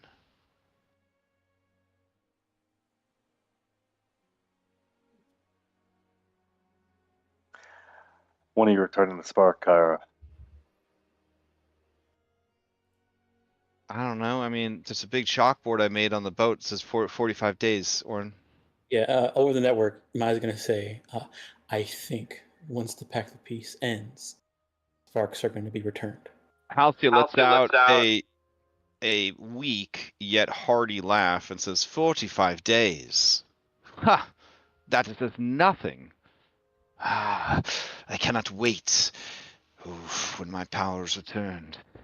First I will crush Sidon. Then I will descend into the nether seas and make them boil, as I rain down the fury of the earth's burning blood and melt the flesh from her irksome face.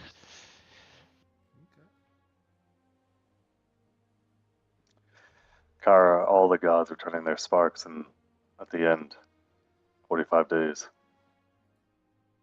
Is that what you think? I don't know. I mean, I'm not, I mean, You can't tell us, whatever, Orin. listen, whatever conjecture or theories you have, I'm sure they're very good. When your Hmm. spark is gone, do you disappear like you did before, or will you just be mortal? I don't know. She looks at Julian, and you could tell when she looks at Julian, she almost cracks and starts sobbing, and she says, "I don't think it really matters anymore."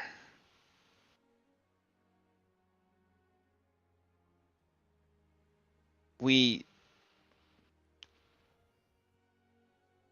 did what we could with the time that we had. And then she looks over at Andronicus.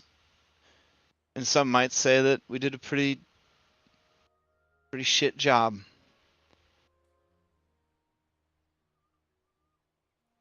But now it's your turn. Show us how it's done, I guess. And maybe I'll be there to see it. Andronicus just sad smiles at her and says, "Better than before."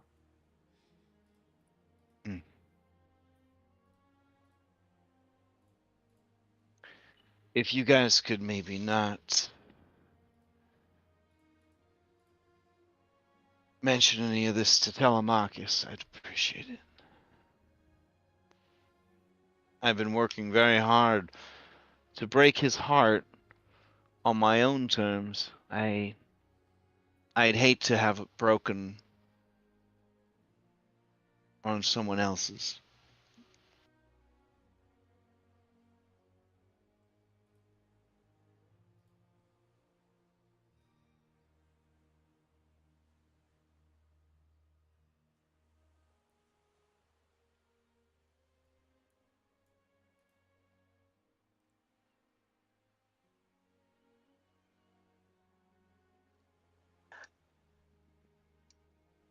Turning from Kara back to Halcyon, Orn will continue. He'll say, once your spark is returned, 45 days from now, that's roughly the time frame we're looking at for bringing the fight to Sidon. You seem to have every intention of joining us. Will you coordinate with us? I will let you know that his tower in Praxis seems to have some type of weapon that uses the power of a star as some type of magical. Ooh, she winces and says, "That's not possible. How could he do that? Stars are poison to us. To keep one in his own abode, has he lost all senses? Yes, he is beyond madness at this point. With the power of a star under his control, none could stand against him. I would be obliterated in an instant. Any Titan would."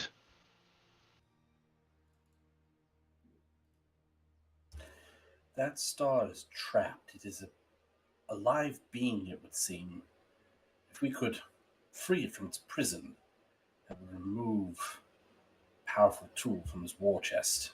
And ensure my survival in the battle that is to come. A fine plan. Or we could use it against him. You command the ability to command stars themselves? No, We don't know the mechanism of how it works yet. If we could free the creature, we might be able to convince it to turn against its captor more likely. Ah. It feels a dangerous game. The power and energy of a star, its ability to create and destroy. In a way, it's as powerful as my slumbering mother.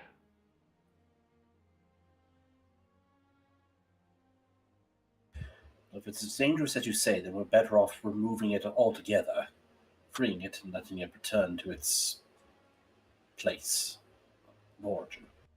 The Nyx.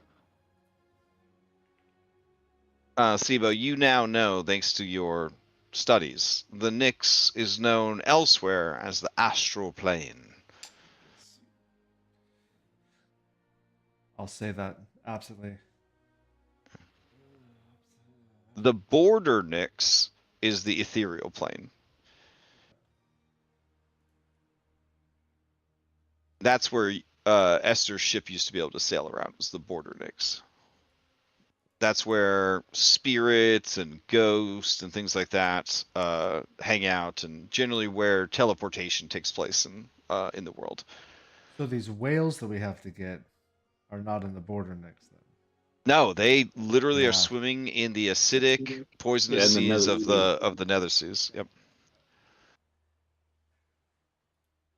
All right. When Orin goes ethereal or whatever, is that where he's the border he's Nyx, in the border Nyx. So, but the true Nyx is the astral sea. It's like the New York Knicks.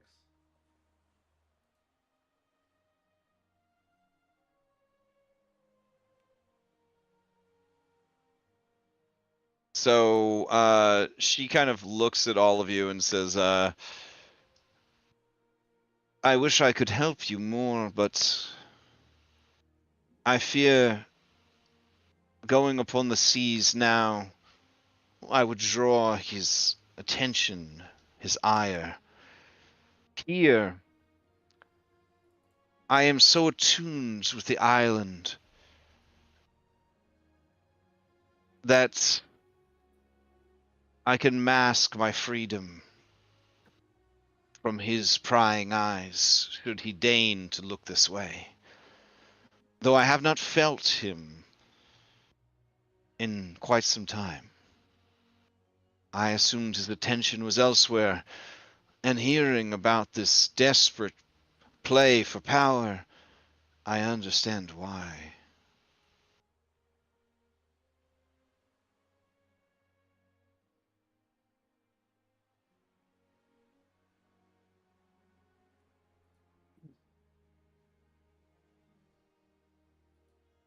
Over at work, I was gonna say, do you think we can ask her any questions? She was there before all this happened. What do we want to know?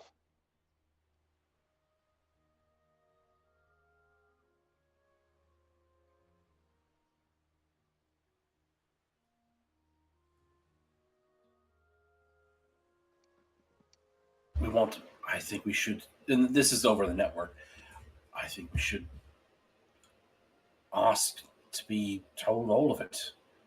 This is turning out to be far messier than I thought, and for it to sort this out and be better, we have to understand what came before, where things went wrong, how we might be able to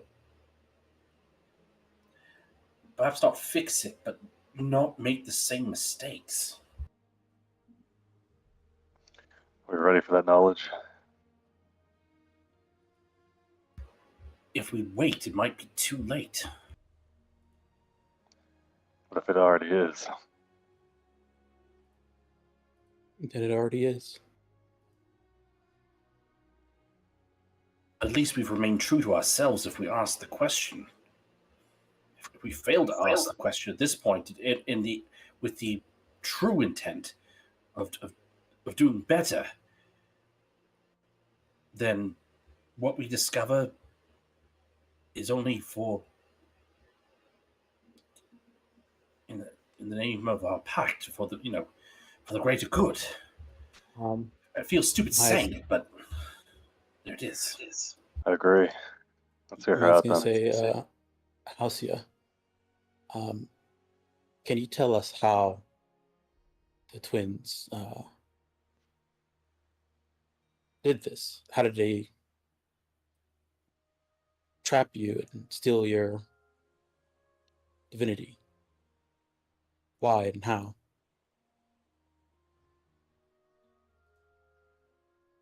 I can tell you.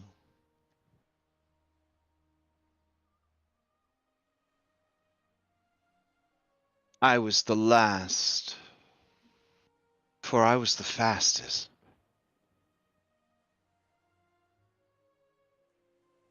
One by one, my siblings fell to their tricks and their treacheries.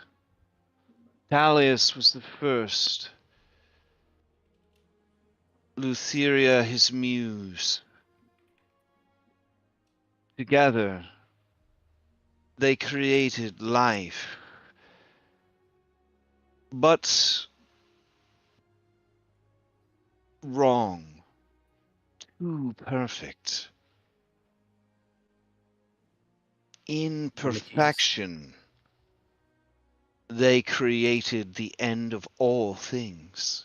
Individuality. Chaos that begets creativity, invention, growth. They created the seeds of absolution. When Father saw what had been done, Dalius was punished, and Lutheria made his keeper. She claims that it was a worse punishment for her. But always she would play the victim. Always she would pretend that the many honors and responsibilities placed upon her by mother and father were some terrible burden. Such is her ungrateful nature.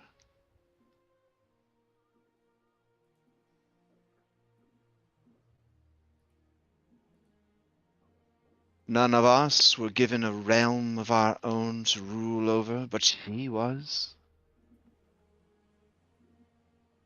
None of us were trusted with the ushering in and out of mortal souls, but she was. And yet, despite her claims of it being such a burden, it was never enough for her. Always she sought more and took it, or gave it to her incestuous love when Talius was broken by father. His spark was given to Sidon. He used it to forge the tower known as Praxis, and create for himself many servants and faithful beasts. Used it to manifest his dreams, to create the Kraken, the Tritons, and many other creatures.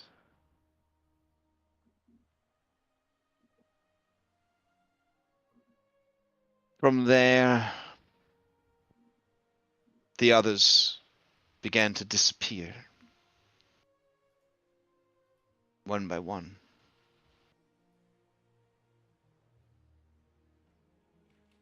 When I was the last, I fled, but they followed me through the skies, over land, and then I sought to escape into the veins of the world, to find my way into Mother's true heart, to wake her and beg her protection. But the many tunnels, they closed in around me. They confused me. And then the heart's blood of the earth began to flow and chase me. And when it finally caught me, it was all around me, burning, melting, forever. No air,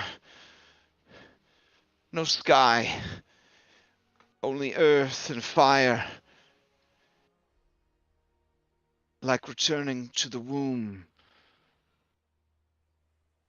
But the womb knows only pain and loneliness when you have been birthed and seen what life can truly be.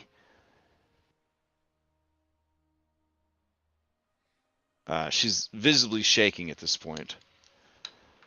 And then they took it. They took my spark.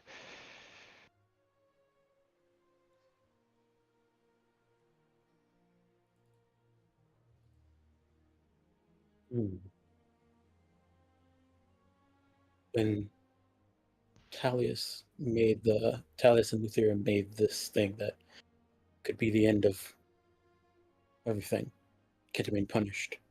Oh, Them both. the Myrmikes. Yes. Do not worry, friends.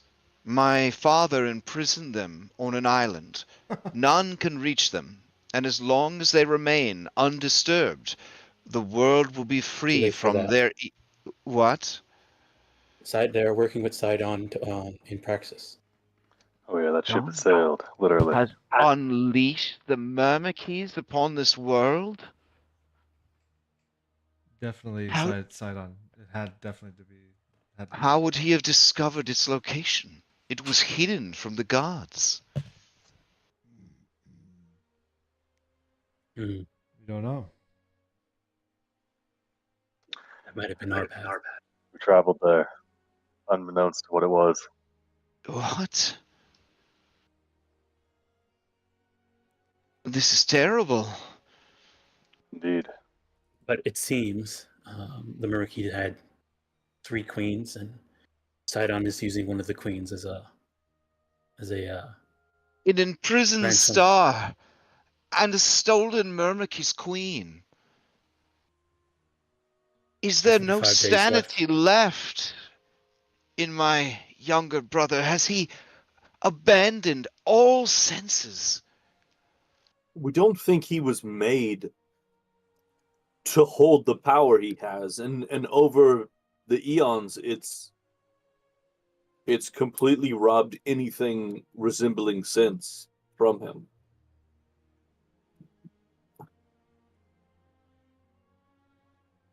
Yeah, we not knowing exactly what it's like to hold divinity, but we think that by him having so many major sparks under his command, it has caused him to go insane. Similar to Lutheria.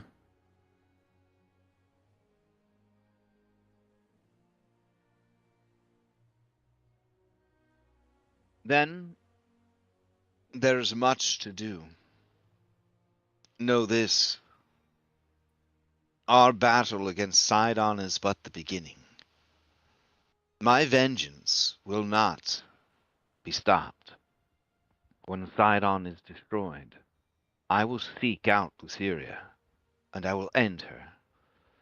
And with her sparks under my control, I will put an end to the Myrmikes as well. Maya, unfortunately, your high insight, and Julian, your high insight with this being a divine being, this is Bluster. She is terrified at the prospect of all 3 of those tasks.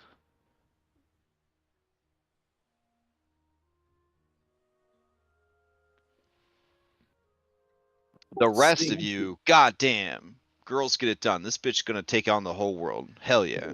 Seeing what multiple sparks have done to those 2 already, I don't know if holding them is the best plan. It is a sacrifice I will make for vengeance and to save my mother.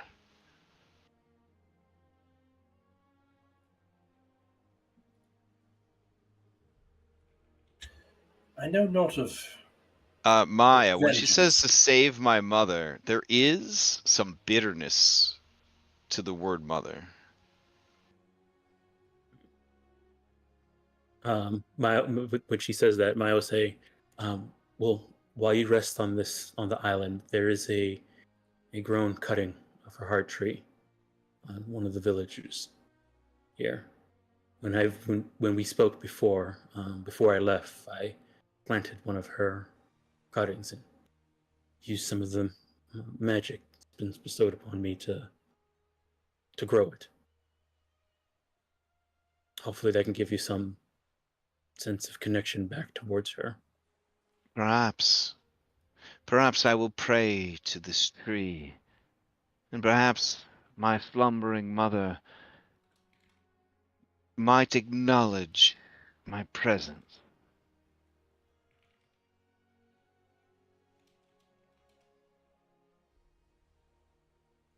Perhaps now that I am free, I will no longer be below her notice.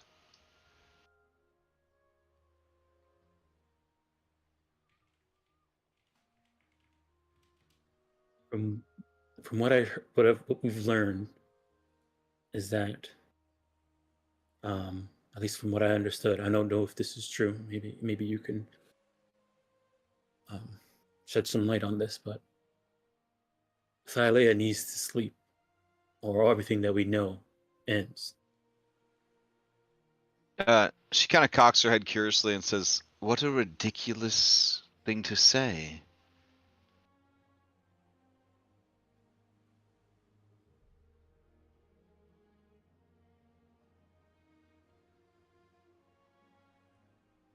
My mother fact- sleeps because she is tired. My father stands guard over her body to keep her safe. And my sister guards her mind. We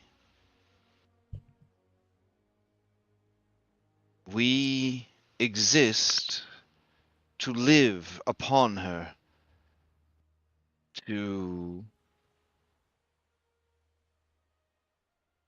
create, destroy, and enjoy the many creatures and beings and wonders that exist.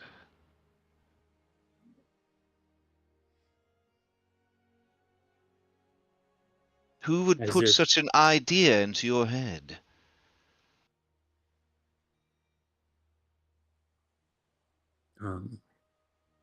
There's a race of elves who settled here.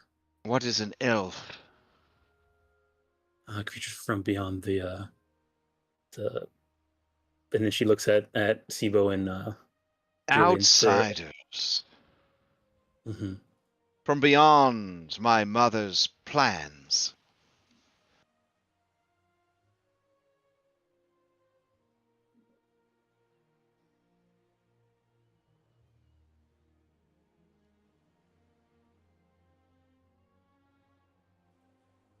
Okay.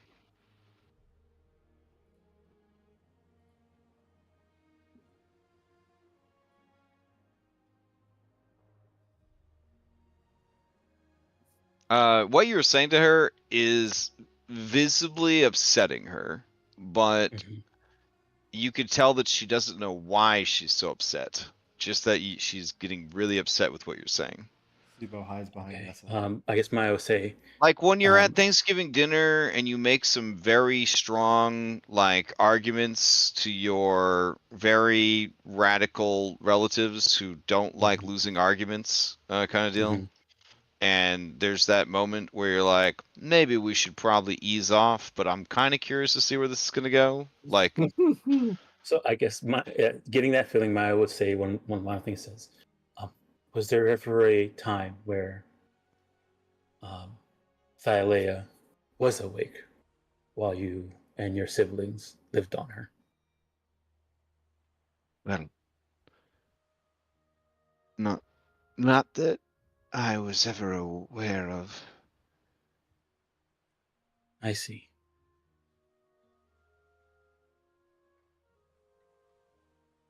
Well, with your newfound freedom and the rest, I won't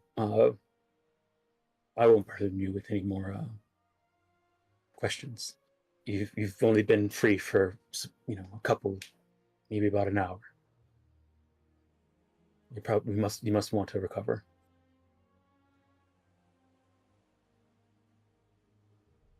Yes. Of course.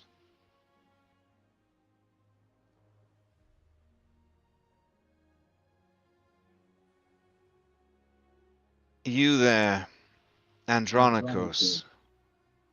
Yes. Do you wish to be unburdened of the Titan's heart? If the negativity attached to it won't affect you, it's yours to take if you want it.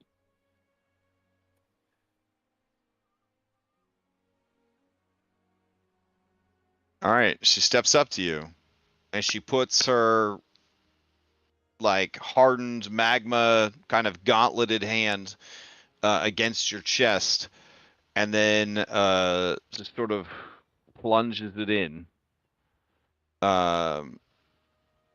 You have literally been kept alive as you were unmade and sprawled across a cavern wall. But you still expect some pain from this, but there is none.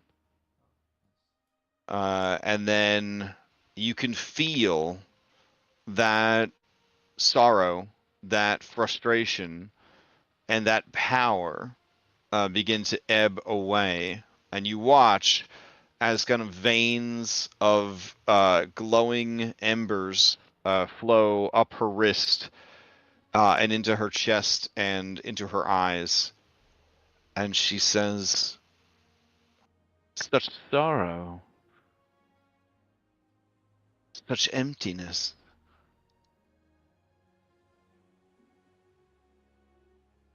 They have taken so much from you." You've already given more to help relieve that than almost anyone else. This information about you feeling remnants of your sister's magic within me, it's the strongest lead I've had. Kyra says,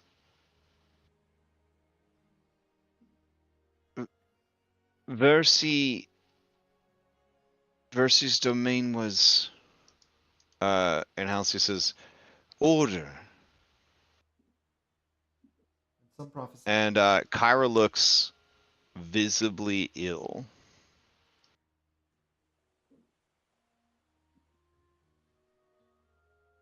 She looks at you, Andronikos, and her face is horrified and full of a sorrow and a shame that is not shame she feels for herself, but for someone else. As the last of the Titan's heart is drawn from you, Halcyon begins to glow. And she says, I have left some small measure of my power and the Titans within you.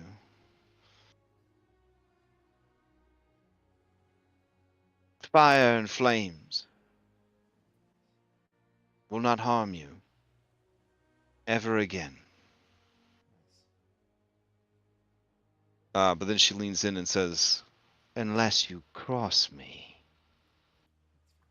I wouldn't dream of it. I thank you for this. I hope you find what was taken. To live with such emptiness is a torment greater than death.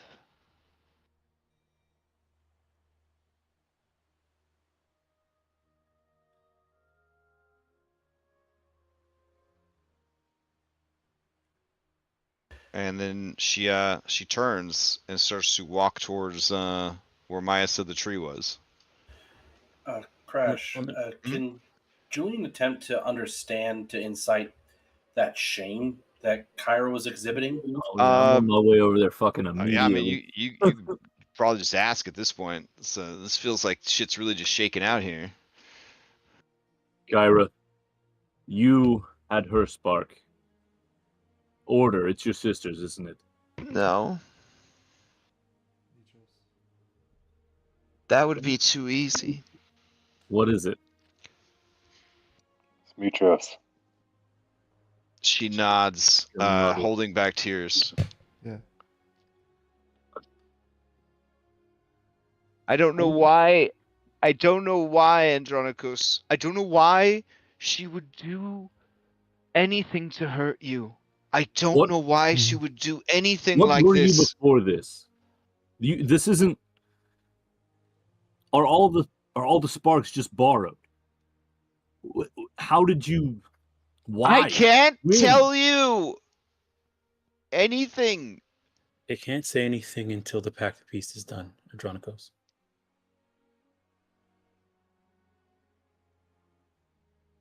You want to know sooner. When you're in there liberating stars and whatever else you think you're going to manage to do in Praxis, you could just read the goddamn oath for yourself. Sidon has a copy in his vault.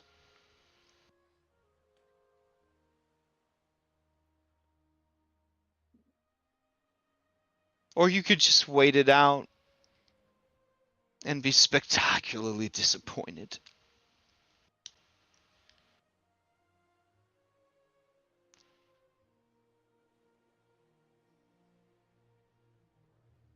I don't think she would have wanted to hurt you, Andronikos. I have to believe that whatever she did to you, her intentions were good. She was good. She was the best of us.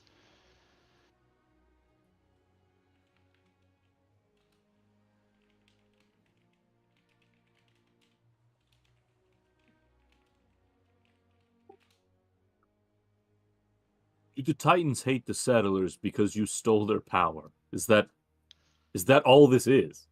No. Lutheria never hated the settlers. Not until we started killing everyone. Not until Esther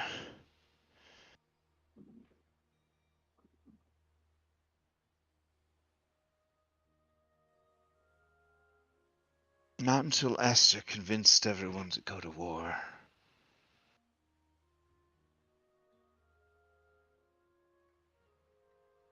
She welcomed the settlers. She cared deeply for them. But when the Jankan and the Geigen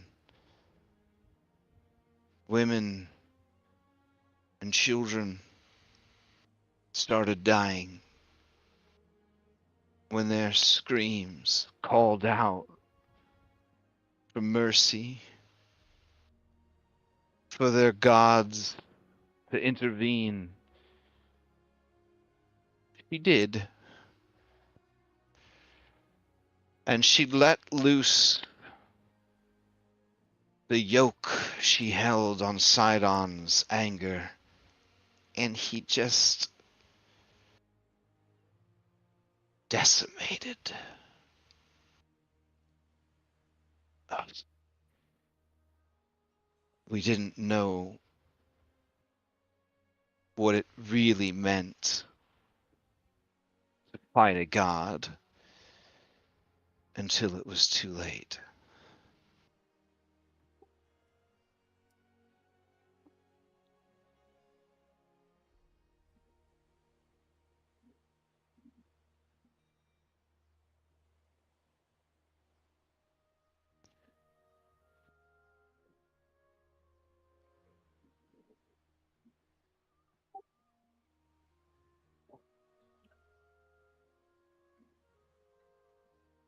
Every time I think I start to understand you, any of you, it just gets worse.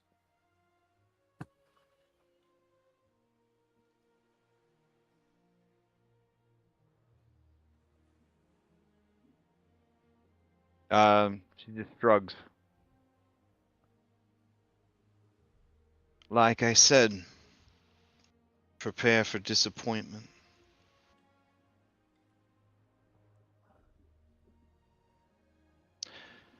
And like I said, Soon it'll be your turn. And you can see how fucking easy it is.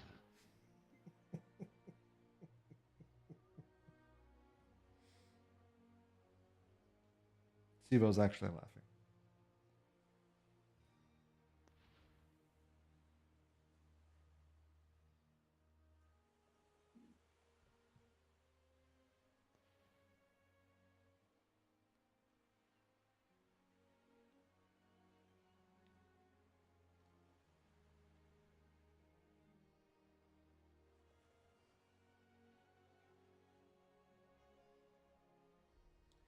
Yeah, and I guess after that exchange, the two of them turn and walk away from each other.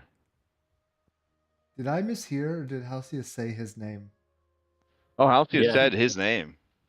Yeah, and She did said not my see name seem in after any. coming back to talk to me a second time. She Yes. did not seem in any way impacted by his curse. Okay. He Okay. wasn't there when it happened, probably. Exactly. Or she was an unknown quantity. She just wasn't. Yeah.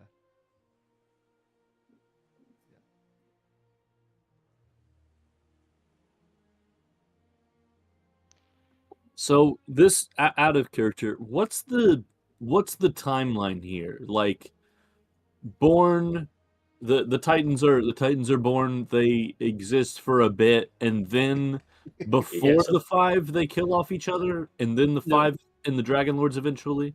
Oh yeah, Yes, yeah, they were yeah. when the settlers showed up, it was only Sidon and Lutheria. Mhm. Okay.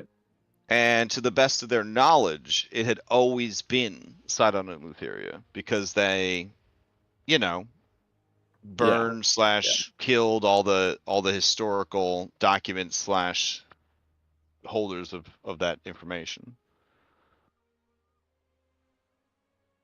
But then you have been finding out that the five gods have been just as guilty of tampering with history and the facts as the Titans.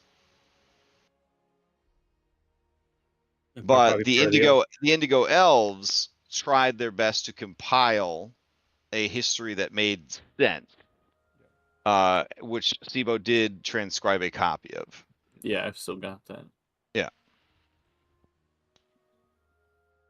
Yeah, pretty much what I'm getting is Titans screw over their siblings. They rule over things with their native subjects. Settlers come in, there's like a bit of tension between them. With that, Dragon Lord Seems like show there up 'cause wasn't they're in at first, detention. though. It seems like at first they were mostly accepted. No, I mean, And no, then it they seemed fucking did it from what themselves. from what I understand, there was tension between them because settlers showed up and Because aliens. natives are aliens. They were still tension, and then what happened is settlers really couldn't do anything about it until Dragon Lord showed up.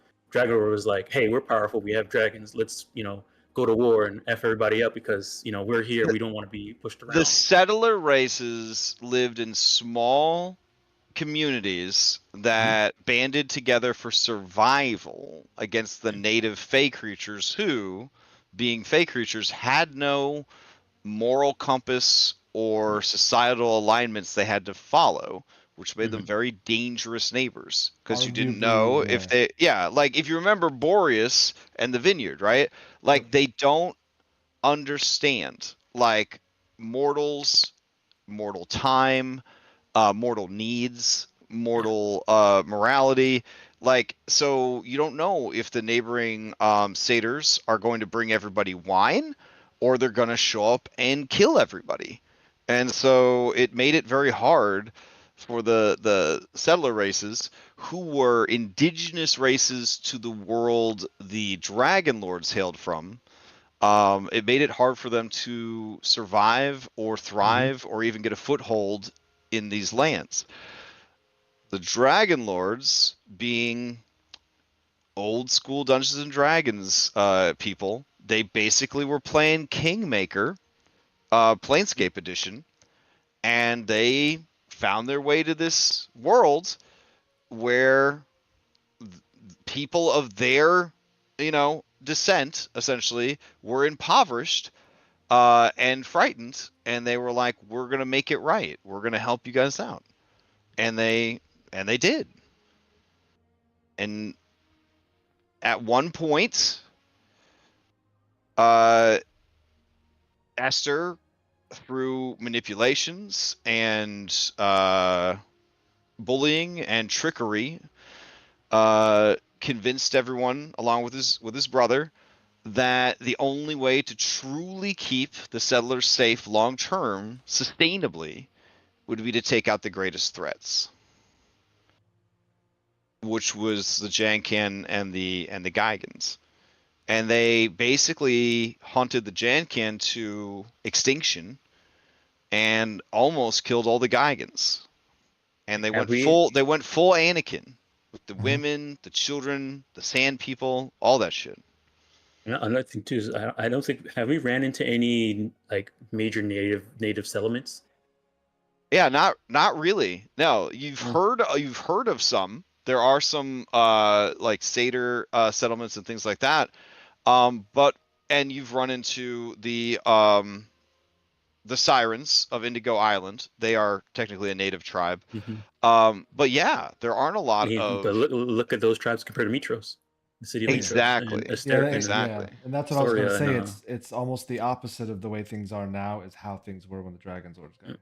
Correct. The pendulum swung in the other direction. And then you've got Sidon, who was charged with, like by his father, like he's learning from his dad, the defense of Thylea. And then you've got this shit happening, And allegedly, when the settlers first arrived, Tentamane and Sidon were going to wipe them out completely. But Lutheria convinced them not to. And then they did the whole like genocide on the Geigans, and she was like, I made a mistake. And that's when she was like, do what you gonna do, bro. And that's when he just started to fucking eradicate the settlers. That's when even the Dragon Lords were not enough, and they called upon the five gods to come and basically even the odds. Now the question is, how did the five gods get these sparks? How did they get the sparks from the Titan? Yeah. Yeah, we don't know. Sibo's nose is bleeding. And how does the sparks from the Titans differ from the domains of the original Titans being split up amongst Sidon and Lutheria? Well, we don't know.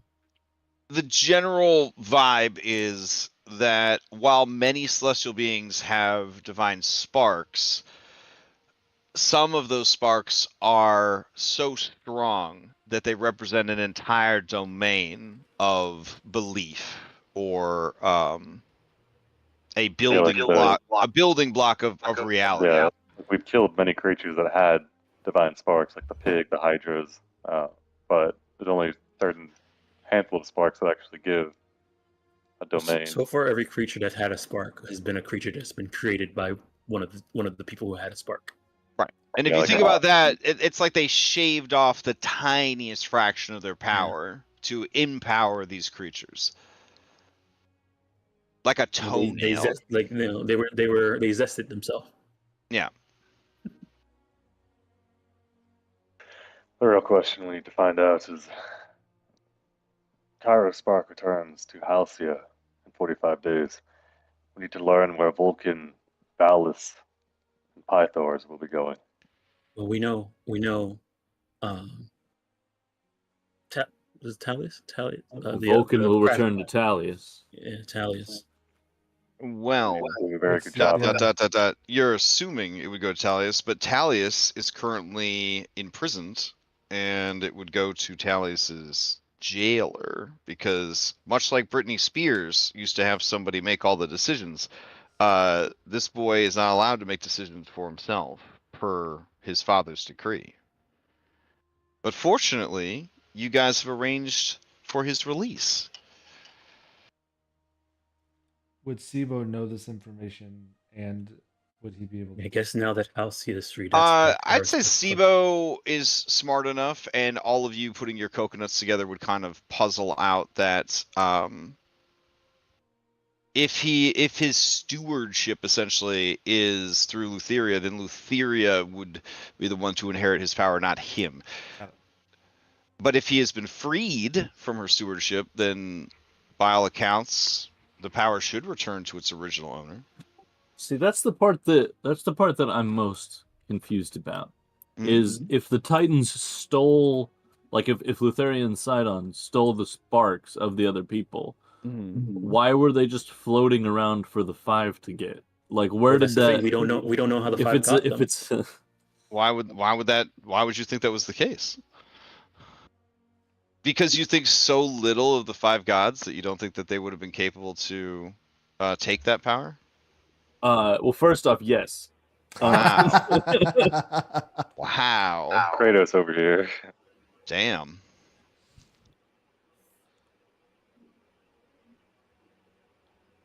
That's the thing. We don't know how the 5 gods got their sparks originally.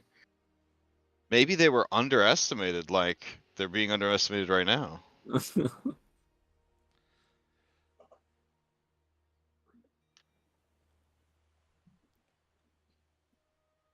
We know, the 5 and the Dragon Lords are separate. The Dragon Lords were there, and then the 5 showed up. So it's just they if did there something. were 7 Titan-sized sparks, and then the 5 managed to take 5 of them away, they now outnumber. Like it's now 5-2. Why didn't they just finish the job? That's where I'm. So it's We'll like they find only out. got part of it. Like they got the find name out of it, when we read the and a little oath. bit of it, but not the whole. So hold on. I have some big questions. So if a man has 5 swords, he is more likely to beat a man who only has 2 swords? If a man has 5 times the strength of someone, he's more likely to Well, beat we didn't someone. say we didn't say strength. I said if a man has 5 swords, is he more likely to beat a man with 2 swords? Another thing too is The number of swords one- what makes a difference? one has been living with described this divinity as their power. for millennia, forever, and a couple people just got them. Yeah, I don't understand. You act like divinity is an instant win card. Like I have music, civilization, craft, and battle versus the sea and sky itself. and death. life and death. Yeah. Well, every time we've seen sparks, they haven't been like a weapon. They've been This like man power. rolls up on the Elite Four with like Yes, five and Badoofs. He just shows up with 5 there's- fucking Badoofs. Yeah, He's like, fucking I don't is that- understand. You've seen it I done. should win. I have Right. 5 Badoofs. Sidon has had all the like the way it seems, both Sidon and Lutheria had all those divinities split between themselves, and they've lived with them for a very long time. Understood them, knows how they work, has cultivated them. Also, I don't know how they got split up and split up to the other 5. Like, if But we're the going 5s off are our like ranking, brand new gods, and also probably don't even understand their own ability. And then you have Sidon Lutheria, who has been living with those divinities for a while. yeah, Probably like knows we're their going off, weaknesses and stuff like that. well, and also like real going quick, off a like tier list. like Lutheria has death and party. So Madness. Yeah. Revelry. She has revelry, life, Rebate. death, and dreams. it wasn't just 5-2. Well, right. It was established in the history. Hell, it was established in the conversation you just had with her, with Halcyon, that Lutheria was given additional domains. Yeah. Yeah. Yeah. So assuming that Sidon your and Lutheria your have math two is stars. wildly off. It was also established that Sidon studied time on the island of time and was given the domain of time. Yeah, so you're assuming that Sidon and Lutheria each have 1 spark, or Yeah. that they had 7, but it's I more mean, likely that you're Sidon and talking Lutheria about have, like why wouldn't the 50. Avengers beat Thanos if there were so many Avengers? You know what I'm saying? Like they weren't even on the same level, bro. Yeah. Just like you're not on the same level. Like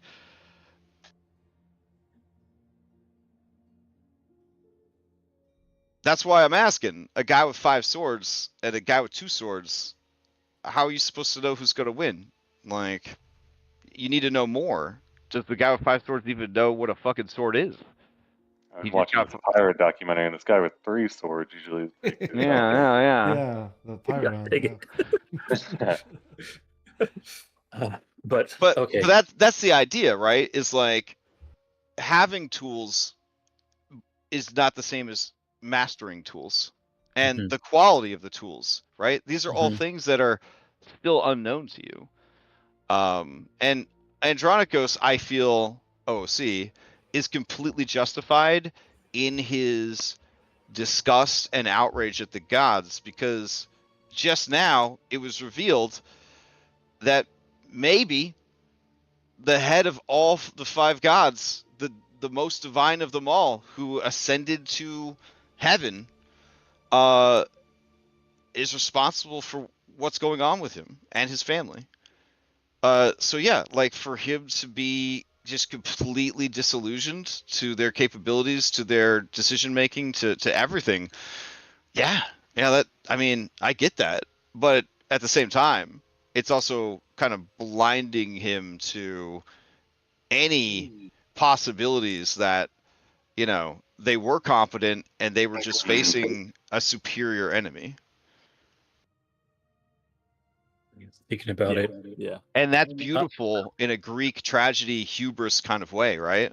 Where like he's convinced that like he, more so than the rest of you, but he and all of you, of course you will succeed where they failed because they're fucking idiots. But you guys are better than that. Oh, it's beautiful. It's beautiful. Andronicus is very much on a end goal of no gods, no heroes at the moment, but I don't think that'll be doable. Seeing as, you live on a god when you live here. if Maya has a recollection of what has transpired with Andronikos' curse, she's going to think that possibly Mitros did that. If so, to set him on this path. If her domain was order, prophecy. Possibly a way to remove him from fate. Possibly.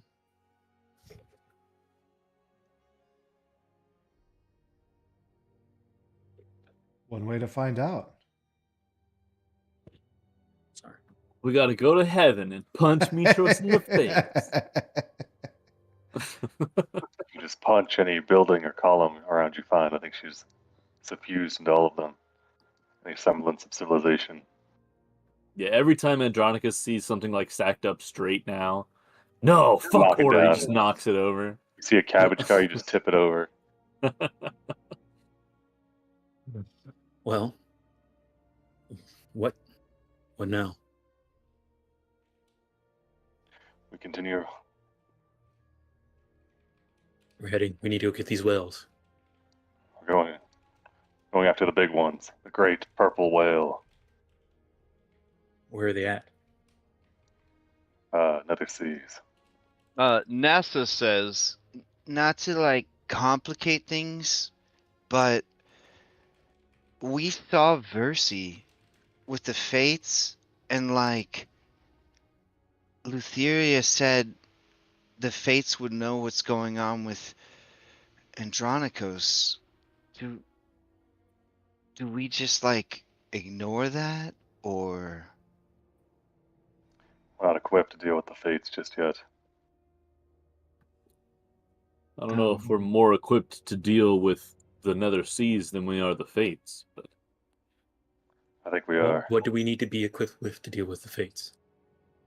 We need 3 replacements.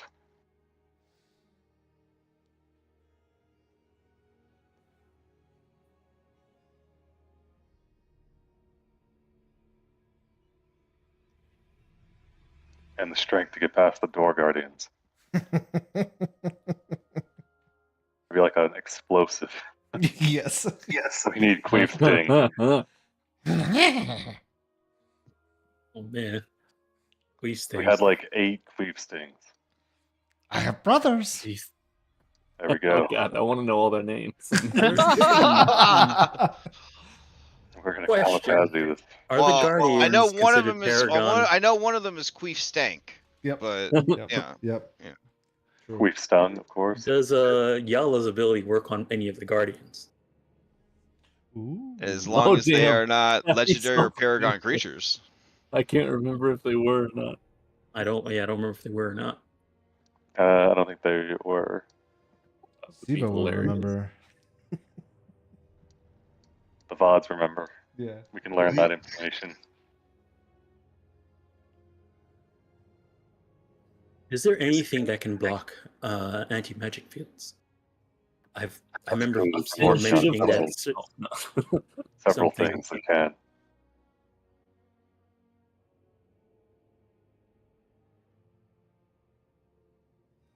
It's got this new thing. It's fog cloud, but in a bottle. This called dry ice.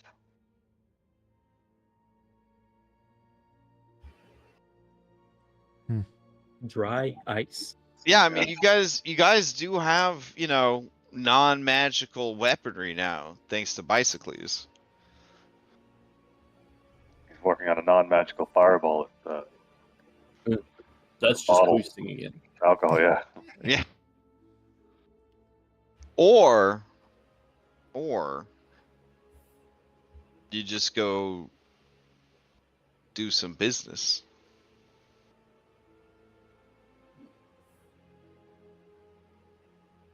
Hey, can you stop being corrupted and we'll do this for you?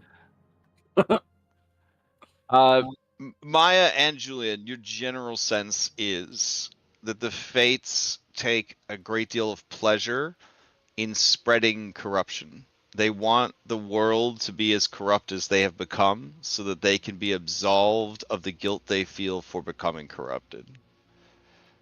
So all of their deals have a very Hag / Ursula from Little Mermaid vibe to it, where whenever possible they want to twist and pervert the deal as much as possible.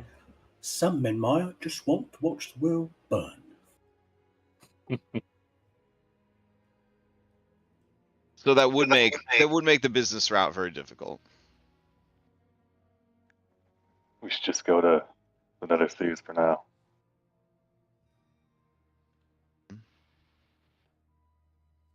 All right. So you're gonna chart a course for the Charybdis. Is that the plan? 5% chance that the ship will be destroyed. Okay. If the ship blows up, then we can go to the Fates.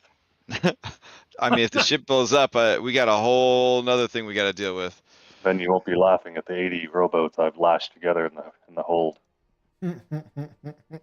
All right. It is going to take 4 days to reach Charybdis.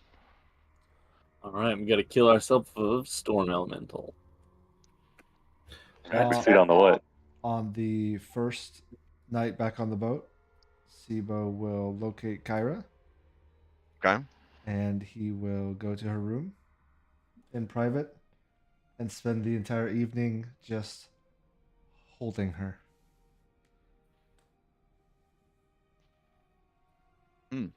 No conversations. Does Sibo say what he's doing, or just like he just disappears? Just disappears. He's not trying to be sneaky about it. Right. Well, no, just Hmm. Julian is wanting to get some guidance. He feels like I cast guidance. everything's fucked. Everything with the gods are fucked right now. Yeah. But at the same time, out of a sense of desperation and like I don't know where else to turn, wants to reach out to Vulcan and be like, listen, this is what I know. This is what we've been doing. Can I get a little guidance here? It's a lot to deal with, and you have a lot more experience dealing with all this shit. How can I wrap my head around it? Okay. I mean, Vulcan's back at the forge right now. Yeah, I can do it through my Right, book. but he could. Yeah, I yeah. could reach out to him through the book. Book. Ah. Yeah, they're book talking. Okay. Okay. Texting. So would you flag Sibo down before Sibo went to speak with Kyra then? I would try, but again, Okay. I don't know Would if that's a would that work? Would possibility. that work, It, Sibo? it back would, on the yeah, boat? yeah, because Okay. Yeah. like the assumption is that everybody's already like going to bed when I do this. Okay. Yeah. So Maya was planning to go talk to Kyra too, so I don't know if we would end up running into each within other. a few sentences, Vulcan says, you know, hey, hold on. Yeah. Oh, just a second. I can't keep doing it like this. Do this, and then Why did they make the buttons on this thing so small? she said like this. Okay. You can only see his forehead. And then something like this. Okay, all right.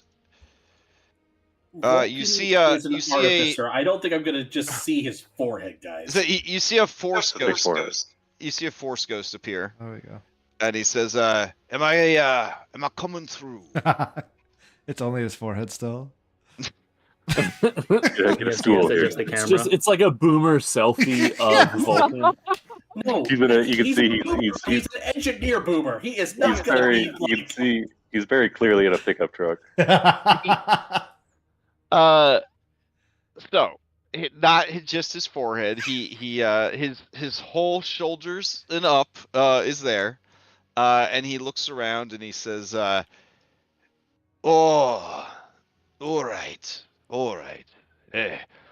Had to leave my body in a safe place. And projection and all that. So, you seem troubled." I am, and I appreciate you taking the time. Where's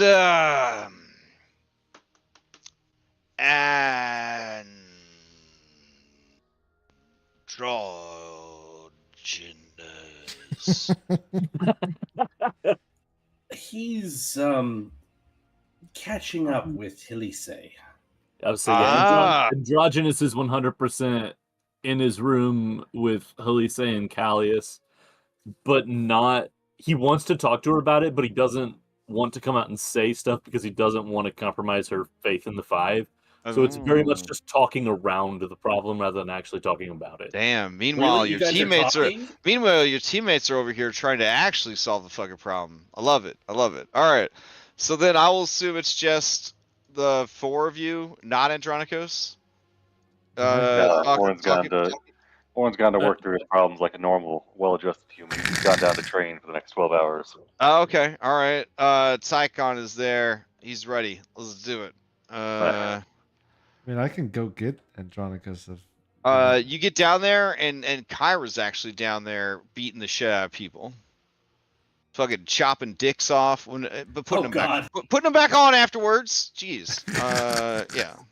Yeah, Warren nods sagely. This is the way you're supposed to work through your problems. This is No the talking. way. Mm-hmm. Bruises. You're still talking too much. She chops your dick off. Don't worry, I'll put it back on. All right. So Vulcan says, "Just the three of you. What seems to be the trouble? You seem to be carrying a mighty heavy burden, Julian. Is this about your father's death?" Not that. "Is this about your grandmother being an evil crone?" Part of it. "Is this about your mother falling apart emotionally on account of the oath ending soon?" Also part of it. "Is this about the soul of Esther constantly trying to take over your body?" Oh, that motherfucker. I'm going to see if I can't make him burn when this is all said and done. "Is this about Andronicos' loss of faith?" I don't believe he ever had it to begin with. Kind of, yes. The burden I'm bearing is I feel that we are making deals that we cannot walk back in the name of standing against Sidon. Are you swearing oaths? No, we're not swearing oaths. Then you got nothing to worry about. That's the thing, though. Hmm?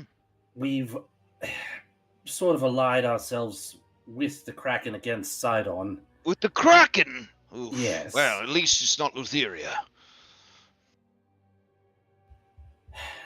And Lutheria is making her own machinations. We have not sworn any oaths to her, but Halcyon has been released from her imprisonment. How? All right. On Fire Island, and did the volcano erupt? It did not. Oh, well, that's good. But I am concerned and burdened by the knowledge that she shared with us of how she came to be trapped there, what happened to the other gods, the fact that it seems that you and all the others will lose your sparks when the Titans are eventually released, as we are working towards that goal. Mm-hmm. And it just seems that we are perpetuating the system that came to be because Esther and the others decided it would be a good idea to put their thumb on the scale and commit genocide. Well, Esther was always a bloodthirsty boy. And he had a way of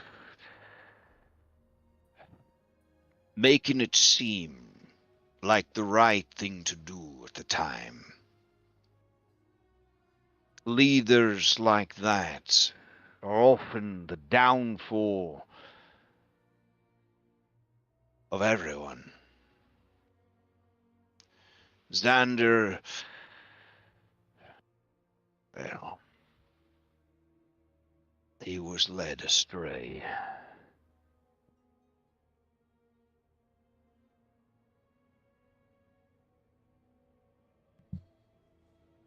We all carry the burden of Esther's decision. But what's done in the past is done.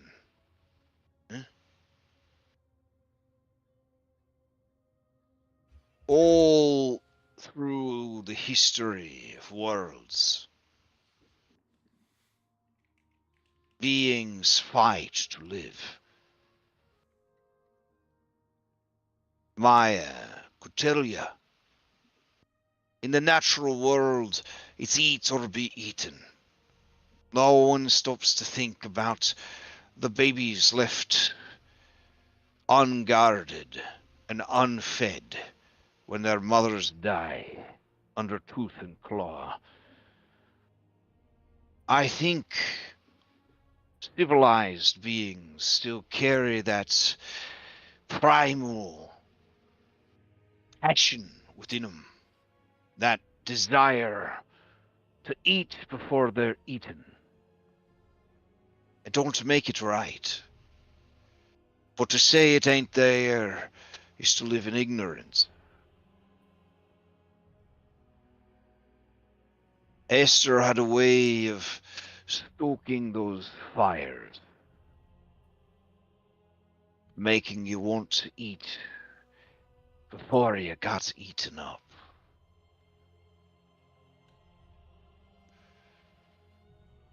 The people, the settlers, they lived too long in fear.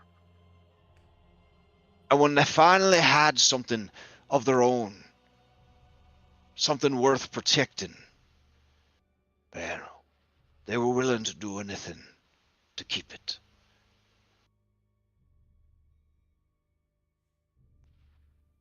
And it don't make it right. But it did happen.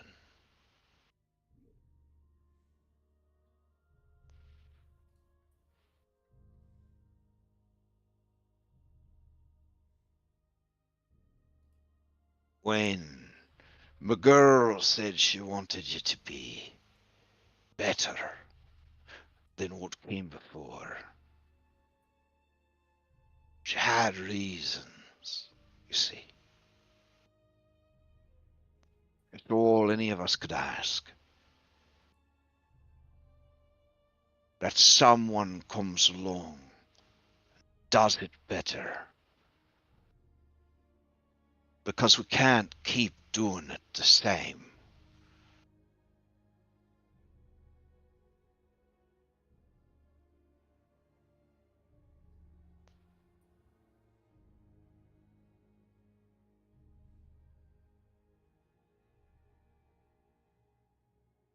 And it is my concern that because we have tried to rope in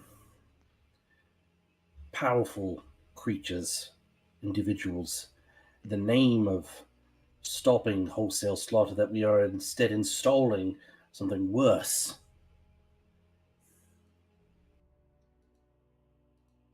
I had a terrible vision after we reached an understanding with the Kraken. We said that we would allow it to have dominion over the seas once we take out Sidon. And I saw blood-soaked waves, carrion piled on the shores. And I feel we've damned the world. Have you We did swear an oath. sworn an We oath? did not swear an oath. We swore no oath. Volk is really big on it. He's big on the fine print. Then you did nothing. Julian, we said we would help him become dominion of the water. We would not stand in his way when he takes the spark from Sidon. Now, Julian, if a king were killing his people in the street, would you let it pass? I killed him myself. Would you? Even if it was your king? That's not my king. Then the being you trust with your ocean, with your waves, better live up to your standards. Or face your wrath.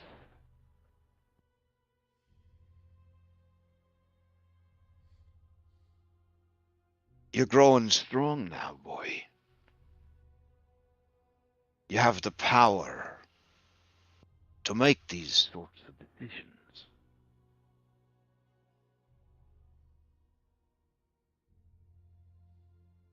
But if you swore no oath, and the Kraken made clear to you what it plans to do, well, you found yourself in a eat or be eaten situation then.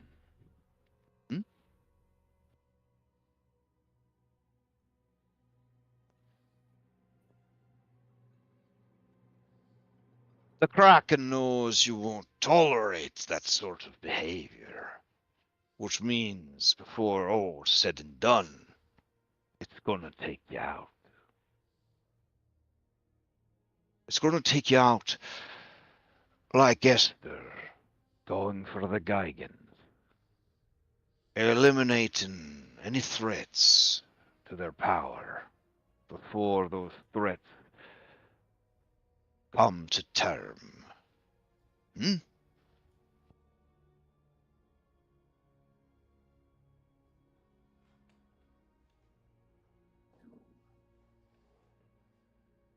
You can't spend all your energy and time with regrets. Decisions must be made. You must learn to choose and move forward. Consequences come with every decision. Nothing is the right way to go. I've learned that.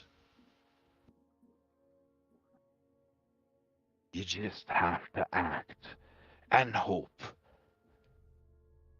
that it wasn't the absolute worst thing you could have done.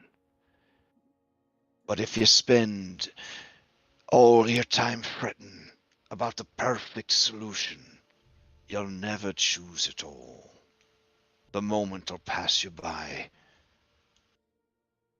and there won't be any decision left to make. That's the coward's way.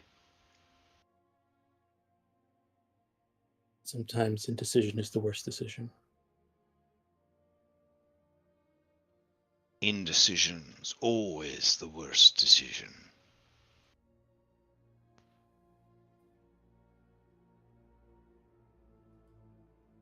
Figure out what matters most and let that guide you. When all is cloudy, you need to have some light to guide you, to ground you, to call you home. You need to know what that is. And until you do, every decision is going to feel like the wrong one.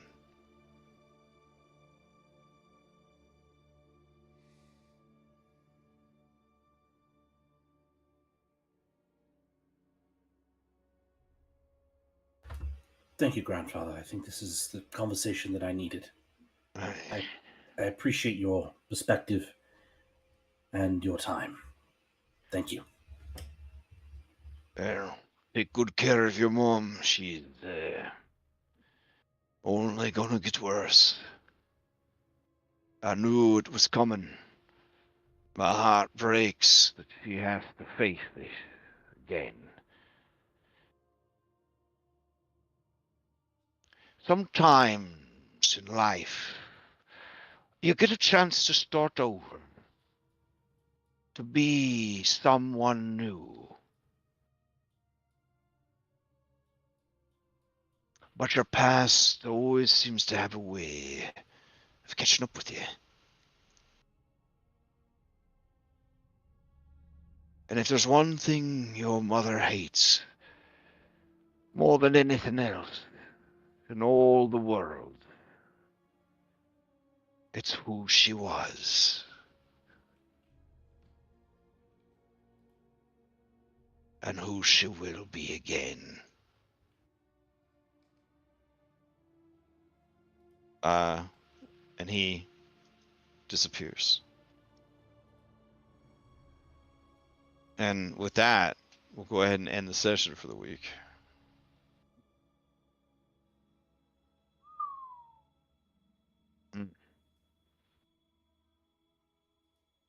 And on a light note, you know.